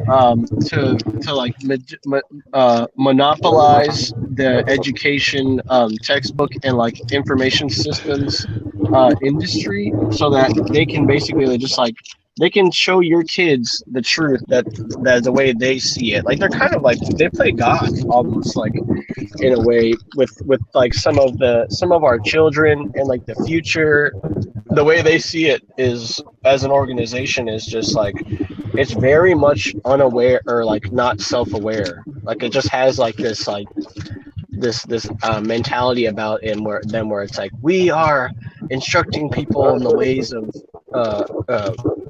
of like the true, we're showing them like truly how to gain information.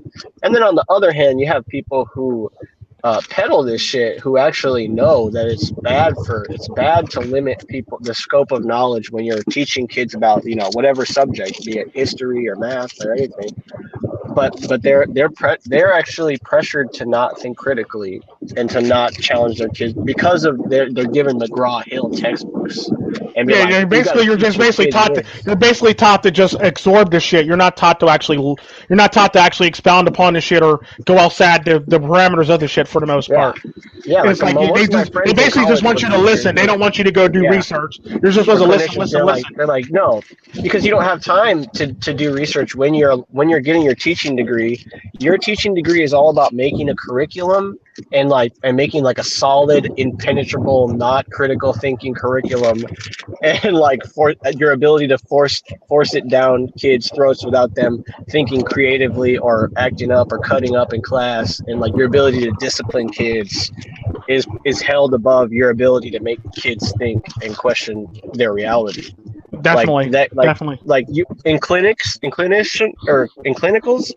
that's basically all the college students have time to do is like I know people who have stayed up 3 days in a row with no sleep because they're trying to work on their class curriculum instead of actually learning and expanding their mind, because they're the future of what our kids are going to learn from.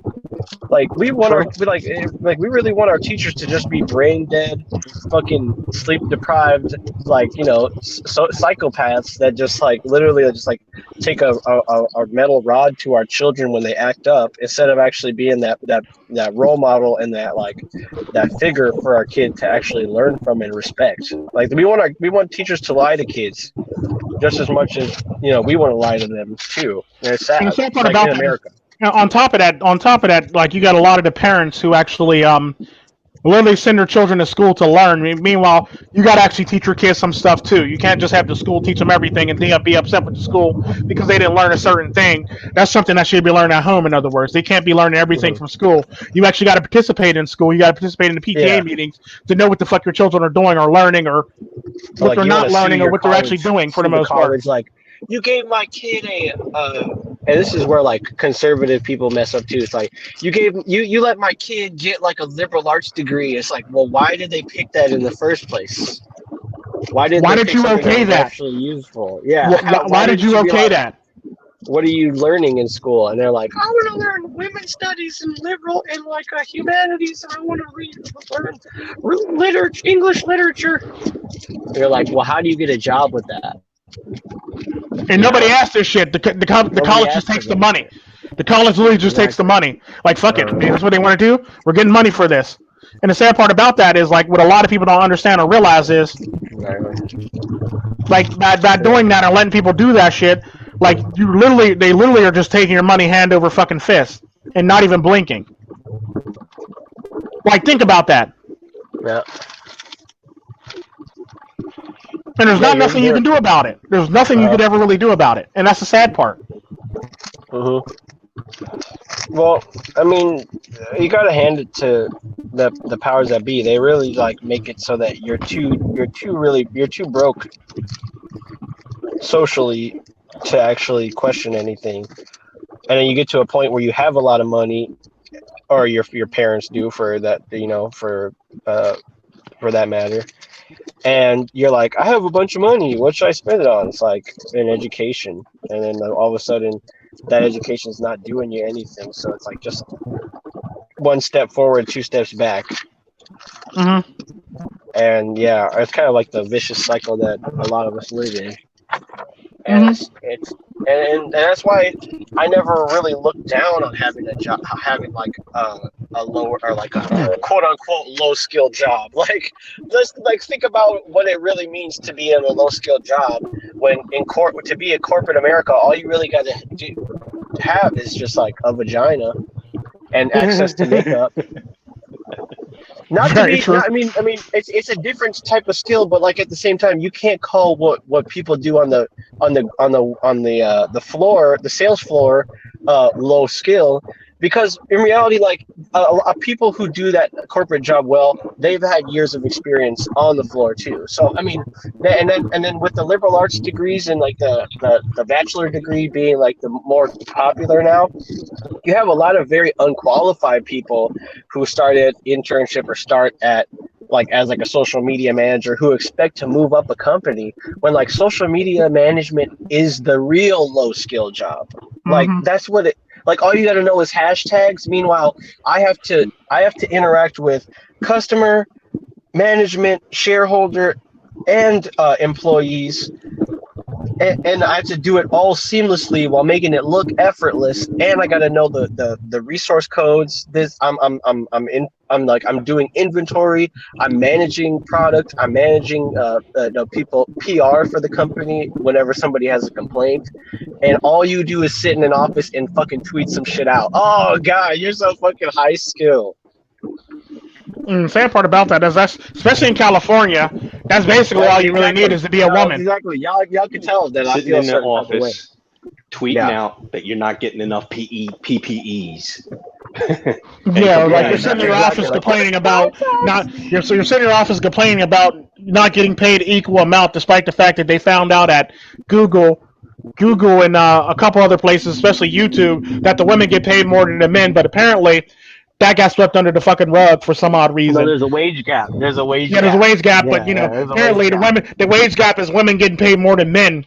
But we write that off real quick though. But nobody wants to talk about that shit. And it's just shit like that just blows my mind. I'm not ready for it's that actually going to see because what women will inevitably say is that because they'll take an example like yam, and they'll say like, well, men don't make the big decisions to make more money in life. They choose a job where they don't have to interact with as many women, and therefore it's their fault that they don't make as much money as women who are more driven, and they choose the jobs which give them more money. And the sad thing is that's false. That's false because I know a lot of women in high positions that actual employees actually get paid more than they do. In their bubble though, like even though that's not true, what I just said, from inside their bubble, that's all they see is that men choose not to work with them, and therefore or work in cahoots with them, and therefore they'll take a pay cut to preserve their dignity and preserve their integrity as men.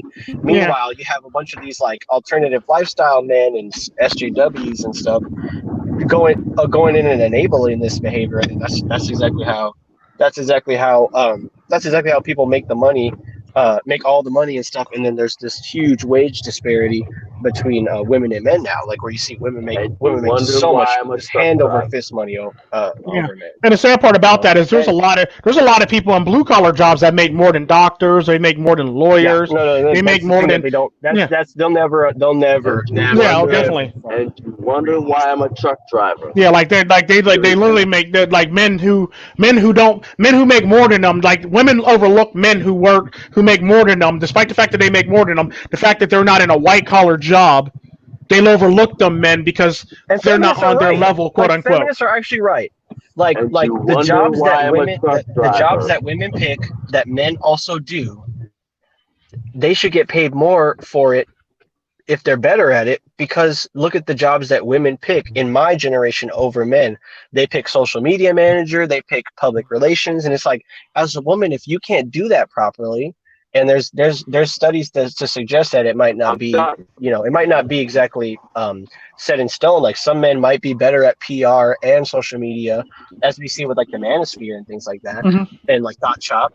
But even though that research hasn't really been published yet, we can still say that feminists do have a point in that if a woman wants to have a job that a man can do equally well, such as a call center job, and she does that job equally, if not better, then she should be paid more for it, and the men should be incentivized to find a different field if that is but then they're acknowledging that there is a gender disparity, and that's the hypocritical shit about feminism.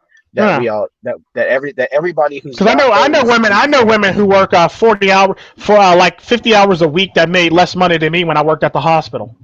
Like literally work 50, 60, 70 hours a week and literally still come less than me. They could make the same, but then they don't. And I only work 30 hours. Now imagine I only work 30 hours a week and I still make more money than they ever would ever make. Yeah, true. What were you gonna say, Win? Hey, correct me if I'm wrong, but I'm almost certain that certain trucking companies give bonuses out to women. Yeah, they do. On with them. Yeah, they do. They pay for their schooling too. No fucking way. Yeah, they do. Trucking, because my mom actually found that out when she actually went through schooling, and she actually took out loans and shit like that. They literally paid for her schooling. They paid for her whole fucking schooling, or they paid for more than half of her schooling, and then they gave her another check so they could pay for the rest of her schooling if she stayed with them for X amount of time. Like that, where in the training they promise that you can rise and get your education and stuff with the company, but that really only happens with women. And it doesn't, like, the men are usually like escorted out before that time. So what happens with that is that actually happens in the non-traditional fields that women are usually in, like trucking, carpentry, construction, or working. Anything. Like they literally, I've seen that happen in white collar jobs too. Yeah, like they literally pay for women's schooling if they join that job for the most part. And it sucks, but it's so fucking true. On top of that, they get bonuses for staying there. They get better bonuses for staying than men do. They get sign-on bonuses. They get their school paid for. Then they get like a bonus for staying there for X amount of time. Well, and that goes to show the same thing with dating too. A man won't leave a job that's even for a job that's better. Like, that's the thing we all have to realize. But like, whenever a company talks about, all you need to do is stay with us a year after your education that we pay for, and you can go to any company that you wish. Well, you really have to read between the lines. Yeah, you have to read between the lines, because what that really means is like men will make women will monkey branch to a different job in like faster than a man will. And so the thing is, though, the reasoning for that, Yam, is because a lot of times, especially in positions like mine, if you're working at two different places, you basically weigh the pros and cons. The benefits part, like you look at the pay. If the pay can't be earned out, you look at the benefits that you get from working at each job, and then if the benefits are the same, you basically look at the years of experience that you have at one job versus another job. Now, if your years of experience and you fall to the bottom or the middle end of one job, you're probably going to leave that job and go to this job full time because you have more experience, and you have more benefits, and you have all this shit over here at this job for the most part, if you know what I mean. And the sad part about that is, men look at things at a bigger picture for the most part. They look at the benefits package. They look at the like the fact that they've been at the job for a while, so where they'll fall out in the pecking order for the most part. If a raise comes up or if a promotion comes up, they basically look at where where they fall in the pecking order for the most part. They also look at that. They also look at the money that they can make if they do full time or part time, or if they leave that other job, how much money they can make, how much time they can put towards other hobbies and shit like that, or the hours and the scheduling was another thing that they look at. And the sad part about that, men look at that whole entire picture and decide on a job based on which one would fit me more, which one's better for me, which one has the better benefits, which has the better benefits package, I should say, which one has all the perks, which one can get me more paid more, and which one can advance my career. Which one can advance my career a lot faster if I go to this company or this company? That's exactly how men look at shit. Yeah, right. That's why men are likely to leave their jobs. Yeah, that's why a lot of guys are confused. Like, why would a girl leave me for this nigga? It's because she didn't look at the full package when she signed the contract with you. She only saw you as for a use value, immediate use value. Basically, to boil it down, this is how women see men for the most part in this day and age, especially in the Western world. Like, forget the benefit package, forget the 401k. How does it look? Does it look sexy? Does the job look sexy? No. It's like, what's the offer? Yeah. What's the offer? What are you offering me? Like, it's basically like when you go into a job, what's the offering rate? And you try to negotiate up your offering rate. And that's another thing that men do at jobs that women don't do. They negotiate their hourly rate or their salary for the most part before they actually decide on it. Whereas women are 90 to 95% less likely to negotiate their salaries or their pay. They're just wanting to accept shit just to accept shit. And the sad part about that is just true. And the sad part about that is women only see what is the hourly rate. Let's just say we'll call it the hourly rate. When women date a man, they only see the hourly rate. That's all they fucking see. They don't see anything else besides the hourly rate. Women don't ever see the benefits to anything that you offer them.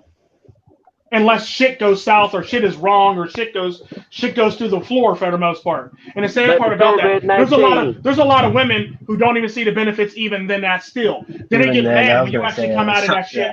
And they get mad at you when you come out of that shit okay, and they come out of that shit fucked up for the most part. They want to act like you owe them everything for the most part.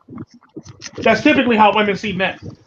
As we said earlier on in the stream with the bears, you know how they see right through you because you're just prey to the bear? Mm-hmm. Same thing with the woman. All they see is the resource. They're not seeing you. Yeah, exactly. Imagine if you're trying to talk to a bear and convince him, like, you know, I got this nice ass place. It's got like a beehive right in there, so you get all the honey that you want. You have there's a bunch so you can fit in it. Yeah, I got an SUV. You can scratch your back on all the fucking trees that I have set up for you. It's just everything is just catered perfectly to you. And it's like that bear will look at you and be like, "What? What? I don't. Where can I eat you?" Literally, can I eat you? Like, yeah, literally, yeah. Hey, all I want to know is can I eat you? Like, now he gonna look at you like, you look. I like you, and you look good, and I'm hungry. Now, you can either lay down, and get eaten, or I can chase after you, and you get eaten. Tell me where the tender bits are. Can you show me?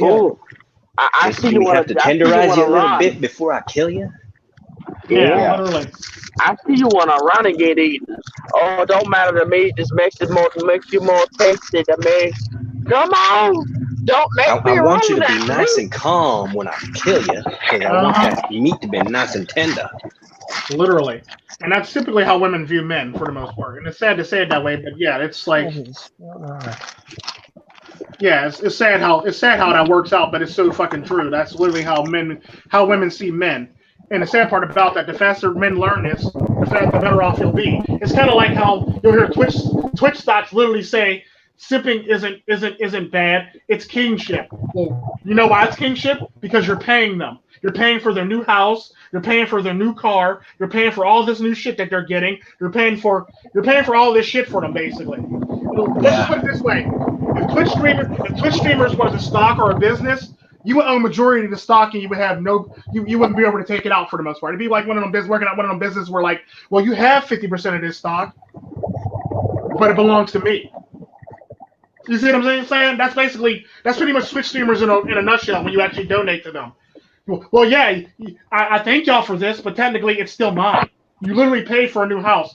All that money that you dropped on that Twitch streamer, you could have had a new house your damn self. All that money that you dropped on, Well, okay. Right. all that money that like, you dropped on a Twitch streamer, you Yeah. could have had a new car, you could have had a new job, you could have bettered your life, you could have bought a new wardrobe, you could have did a lot of shit. You could have been practicing all your fucking hobbies instead of sitting on Meanwhile- TV, sitting on things, yeah. jacking Meanwhile, off. so like a simp. So like that's the thing. Like a simp and a person who an ethot chooses, they have probably the equal economic value. But the thing is, like, the simp spends more money, has less to show for it than the person who is dating the ethot. Yeah, because and the sad part about the sad part about ethos and thoughts all in general, like I said in a lot of videos, the funny thing about that is, like, especially when I hear the black pill community say I'm ugly and this, that, and the other, and they only date men with looks.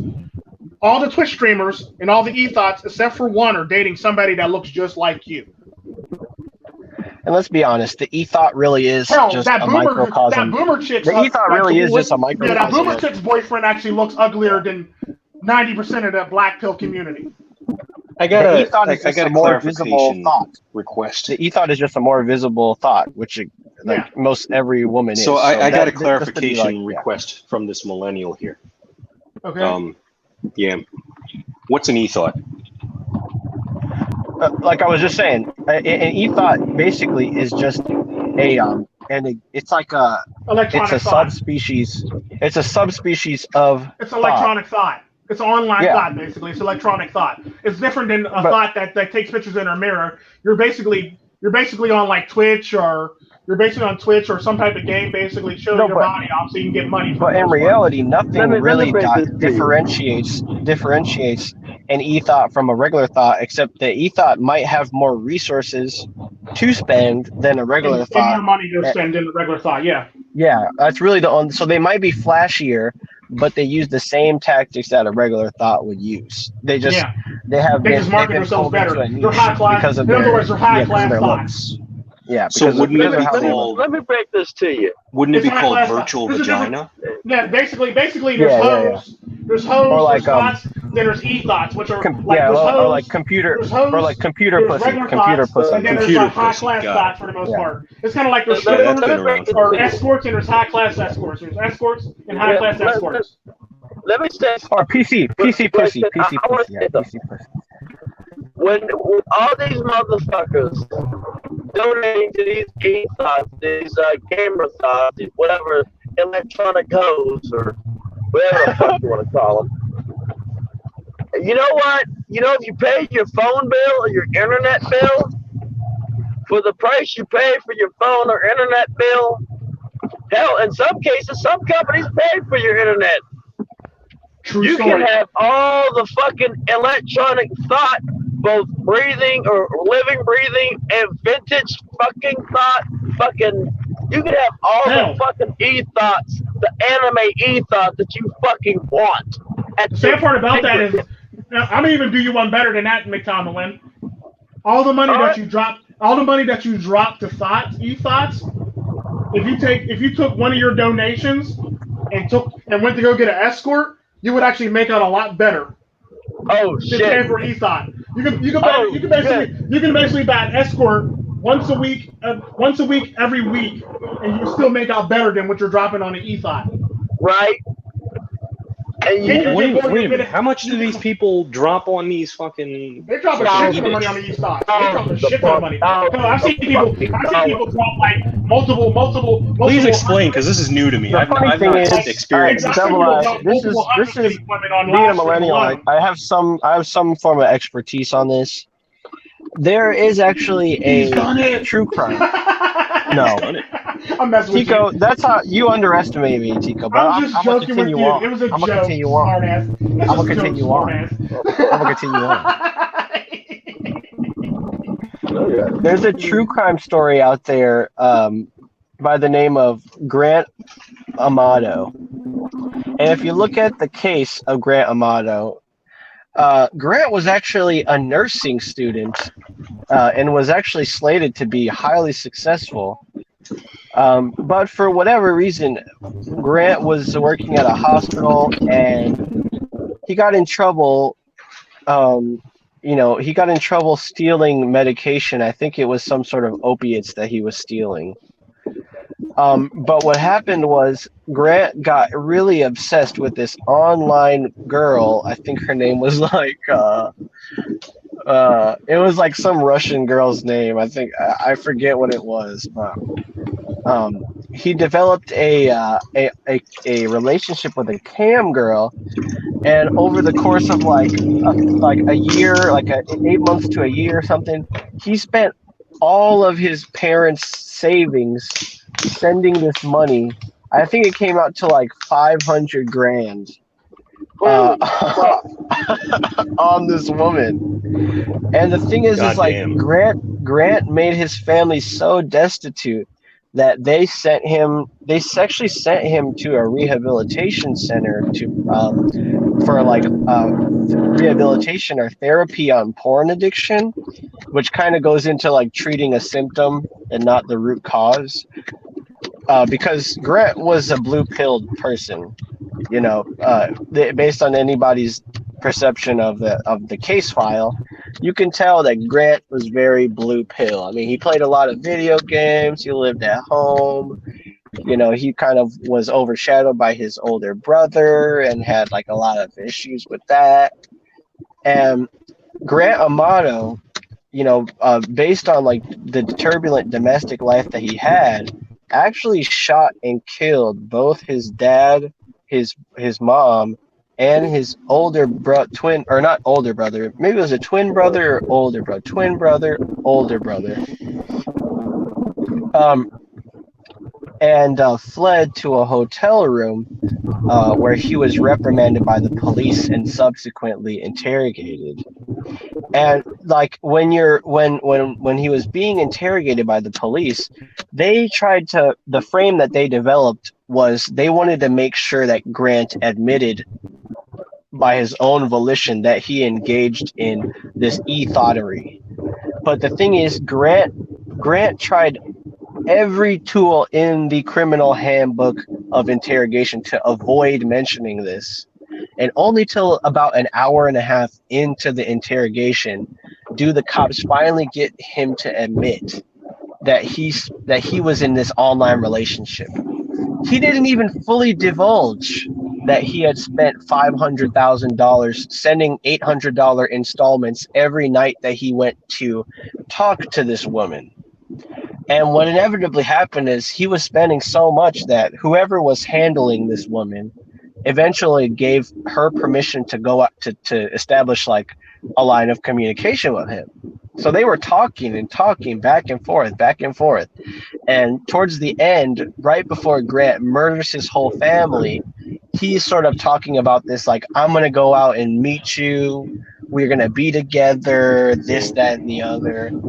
And if you look at the Grant Amato case today, all of this is in plain, all of this blue pill nature is just in plain view. It's almost like you can see this from a mile away as soon as like any rational mind looking at this. But that's the level of if you really look at that figure that he spent he spent hundreds of thousands of dollars on this person who may or may not have existed, may have been an actor or impersonating this woman.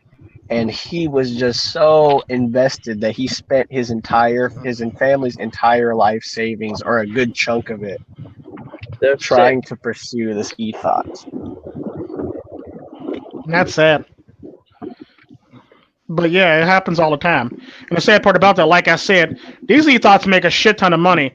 The amount of money that a lot of these men drop on these women, like I said, you can pretty much get an escort once a week, every week, and still make out better than a lot of these simps who actually donate to these e-thoughts. Hell, you can even get sex, go out to dinner, have a whole entire date, like you're having a whole entire girlfriend experience, and still make out better than a lot of these e-thoughts, which is actually really, really sad. Or Or you can do what I say and sit and like, you know, just dress up and put yourself in a line of sight of various people and just do you and just pay attention to your surroundings, and it'll help you understand your surroundings, learn your surroundings, and better yourself as a human being. Be like, damn. $14. That's the most I've ever spent on a woman. It's $14. And the sad part about that is like you can actually do that shit, and you would actually make out a lot better. Either way, you would make out a lot better than a lot of these men. Because the sad part about that, there's a lot of these men that follow these ethos around that probably drop more money than the average man that got divorced, raped. The average everyday Joe has to pay out to his wife getting divorced, raped. There's a lot of men dropping that kind of money on these ethos, and it's sad and it's so true. So like, think about almost that. like an objective correlative, because a lot of the men who do the ethos thing, they're not people who have gotten sex or as regularly as if they were married or in a relationship. They do so out of like just thirst and desperation, you know. And the sad part about that, when I actually conjecture, that's just conjecture, because it's like, Yeah. can you imagine after having like 6 kids and being in a marriage or not marriage, but like being in a relationship after relationship, dropping that much money on some virtual vagina? Wow. I know. I'm thinking about opening up a business. Yeah, right. And the sad part about that shit is like, a lot of this shit, you'll hear all these simp men that follow these women around saying, "Well, it's different, Tico. It's not like those sex websites." She basically sends me nudes. She really loves me. She noticed me the other day. Yeah, like, dude, you can get that from a porn star for cheaper. Well, You can have Mia Khalifa write you a letter. You can have Mia Khalifa write you a letter on the one website every day if you pay $10 or $50. She can write you a letter every day. Like, so it's not like it's different. It's the same fucking thing, literally. You're getting the same fucking attention, and you're getting the same standard operating letter that all the other men get, the same photo with the same shit on it that all the other men get. The only thing that varies is probably your screen name or your actual name on the photo. It's the same fucking message she gives to everybody else. So no, you're not. It's the same. It's the exact same damn thing. It's the exact same damn thing. It'd be no different. No. It'd be no different than your supervisor. It's no different than your supervisor sending out a memo to everybody and you saying it was to me. It was personally to me. No, it's for everybody, pimp. It was for everybody. It's basically the same thing with these ethos do. It's the same practice with memos that you get at your job to everything. If you're in a certain person's department, you get a memo for that. If you're in another person's department, you get a memo for that. They're all templates. Or like how sexual harassment training will get you to start looking at everything as like a fucking crime instead of actually like it goes to what you're saying about the whole memo shit. But it's like take for example the way that a workplace culture will try to make you look at just something that's harmless differently, but I'll make you. Meanwhile, behind your back, they're pulling freaking Microsoft level corruption. James Damore level corruption. Enron level corruption behind your back or behind the scenes. Yeah. Or like when they fired James Damore for publishing research, like in a memo. That kind of stuff. Like that's really fucked up. That somebody could lose their job by questioning a training program and saying that this is like not. I don't think that this is very useful to the company's like goals. It's like a person who's in your company. You're gonna tell them that they don't know what's good for the goals. It's like that's definitely taking that person's position and demean. Like you couldn't say that you believe in empowering your employees and then fire somebody for questioning shit, because that doesn't make any fucking sense.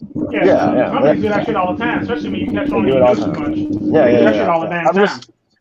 I'm just playing the devil's advocate, but I know that in reality, there's no way that that's ever gonna happen. I know that there's no way that that's ever gonna be fixed, because companies just they need too much money. They need money too much to want to actually do things the right way. Well, no, they would have to spend more money to do things properly. And the sad part about Yeah. that is if they would actually, you know, not overinflate or overbloat somebody's salary, they can actually afford that shit. Right. Yeah. They didn't give everybody golden parachutes and shit. They can afford the shit. They can actually afford that shit. But the sad part about it is everybody's greedy, like I said in one video. Everybody's too greedy to be a communist. Yeah. But they're also too open to look at things as a realist. Like you know, a person is more likely to capitulate to the, "Hi, how are you today?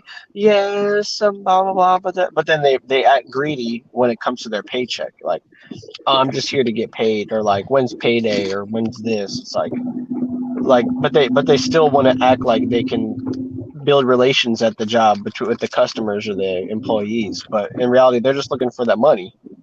Yeah, and the sad part about Whereas if that, you I look work at at a the- hospital with a bunch of other people who work more hours than me, that have the same position to me, or that make more money than me. But somehow, some way, they didn't have money after payday because it was spent towards doing some stupid shit for the most part. And I was the only one that actually or paying was off able some to put stupid aside shit money. that they did. Yeah, I was that they the did only in the person past. able to put away money to do what I needed to do to do what I needed to do, or you know, save for my future for the most part. So it's like one of them things where it's like, dude, what the fuck are you doing with your money? How you misappropriating your money this badly so you can actually have to live paycheck to paycheck or worry about the shit disappearing by the time you get I have to follow the rules at your job, like to the T. Like I cannot afford to lose this job. Yeah, You know, literally. like that Yeah, literally. Like, what are you doing with your job to put yourself in a position where you literally have to be hand and mouth with your job, basically, or you know, you literally hand and mouth with living paycheck to paycheck. Like that just Well, blows that my goes to mind show how that, people can that do goes that. to what you're saying about the statistics. It's like most people who are worried about losing their job are the people that end up losing their job more often than the people that actually know how to hold down a steady job. Yeah. Which is like the majority of people. But then you got like a bunch of people fucking it up for everybody else by being like, oh, what are the rules? Okay, gotta follow them to the T because I need this job. It's like that's literally most of the people that fuck up and do something wrong because they're always worried like, oh, like I'm just like, you know, like they're always fucking freaking out because the last job that they were at, they got fired on a technicality and shit. Yeah. And the sad part about that, to answer Yam's question about how long I was at that job, I was at that job for almost 8 years.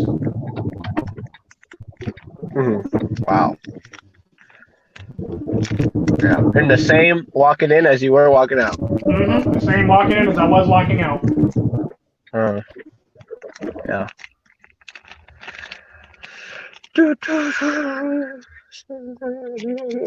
I'm just waiting until Dozangsand has been gone for a whole hour, which I think is already passed. A little more than an hour. Yeah. A little more than an hour. We're about to call and then it. like once my battery gets pretty low, I'm like thinking like, is Tico gonna make this a 6-hour stream? Wait till Dozangsand gets back. Well, I was gonna wait till like 30 minutes after 3 hours to basically wait for him to come back, but it's been long enough, and he's obviously not coming back, so we're gonna basically do our outros and call it. All right, I'll go first. This is Baron Yam. Dozangsand, I'm very disappointed in you. Hey, Dozangsand, today wasn't MiGTOW Day. Today was not MiGTOW Day, okay? But like Dozangsand says, you know, ring the notification. Yes, it was. bell. He walked away. He literally walked away, legit. So I just realized that I'm wrong. He literally walked away. Yeah, I'm gonna get something to eat, but like, if you need some more food for thought, consider going to my channel or our Tico's channel. If you need something just to like, if you just want to see somebody troll, or you want to, you know, get deep into some GTA, somebody doing some tomfoolery, go watch The Lost Dad, because right now that's what Double Eye's on. But you know, who knows in the future he might post some shit that just blow your fucking mind. Which I have no doubt that that's what he'll do. Yeah. And Dozangsand is harder to find, so every Friday at the same time we'll be here. And MiGTOW in the Wind has you know, the Tom Likas of the trucker industry stick down. packed. So go ahead and follow these people that you see here, and follow Tico Tren Red Pill to find more people that you might find can fill your subscription list. Because even though I am aware of what's out there, my subscription list just keeps growing along with my subscriber count. So be mindful and don't be smart. And then as always, I'm the Red Pill Peddler, aka a bitch's worst nightmare. And I hope you have a pleasant day, a blessed afternoon and evening, and we'll see you tomorrow for Table Flip. That is all. All right, go Double A. Well, since the canceling of San Diego's Comic-Con 2020, I got nowhere to go. I was going to go down there and hang out with my Shermie friend, but I guess I'll have to wait until the next live stream to see if Sherm's going to be on PS4. Okay. So outside of that, I'll see you guys all. Have a blessed You can always day. text them or call them. You do know that, right? I know. I just want to make things difficult. Goofball. Remember, you got to reach to put the dollar into the stripper's thong. True story. True story. I'm telling you, gentlemen, not to reach.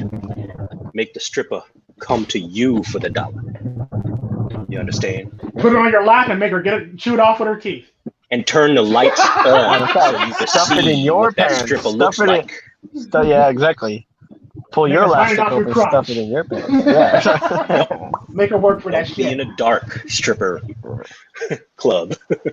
Like, I got $1 back in my house, I promise. Right. But outside of that, Parking lot, you hear, be good to yourselves, gentlemen.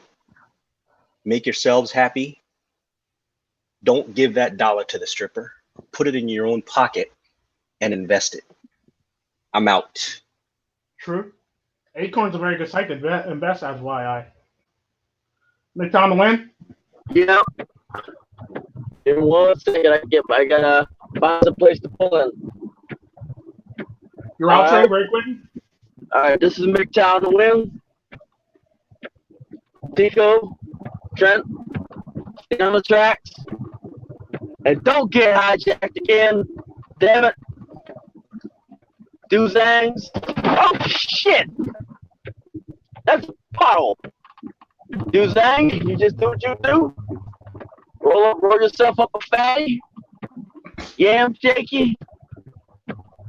Plant your roots in nutrient-rich soil, and make sure you get ample sunlight. Double I. Don't forget to put the clear eyes, the eye drops in all of your eyes. You got to keep them clean, Even in the shadow. Don't forget to blink. Don't forget to blink. This is MiGTOW to win. Don't let these e-thoughts swindle you out of all of your money, because it's not against the law to swindle a bunch of people who are just thirsty and need some water. Do not allow these e-thoughts to trick you into killing your whole family and leaving your family destitute. True. Truth.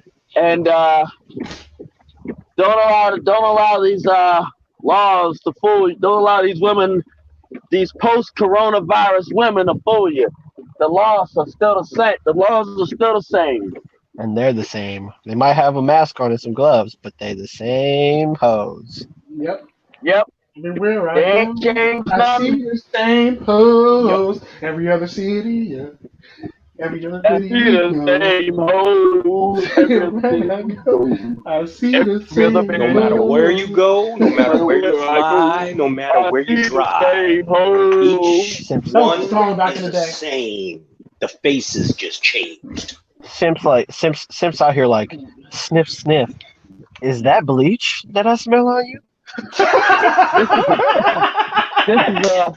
This is MiGTOW to win. Signing off. This is your boy Tico Tren. Be blessed tonight. Have fun. Do yourself to the best of yourself for the most part. Never change for anybody. Always stay true to yourself. And always be able to step outside yourself and look at your whole entire surroundings and yourself at a 360 view for the most part.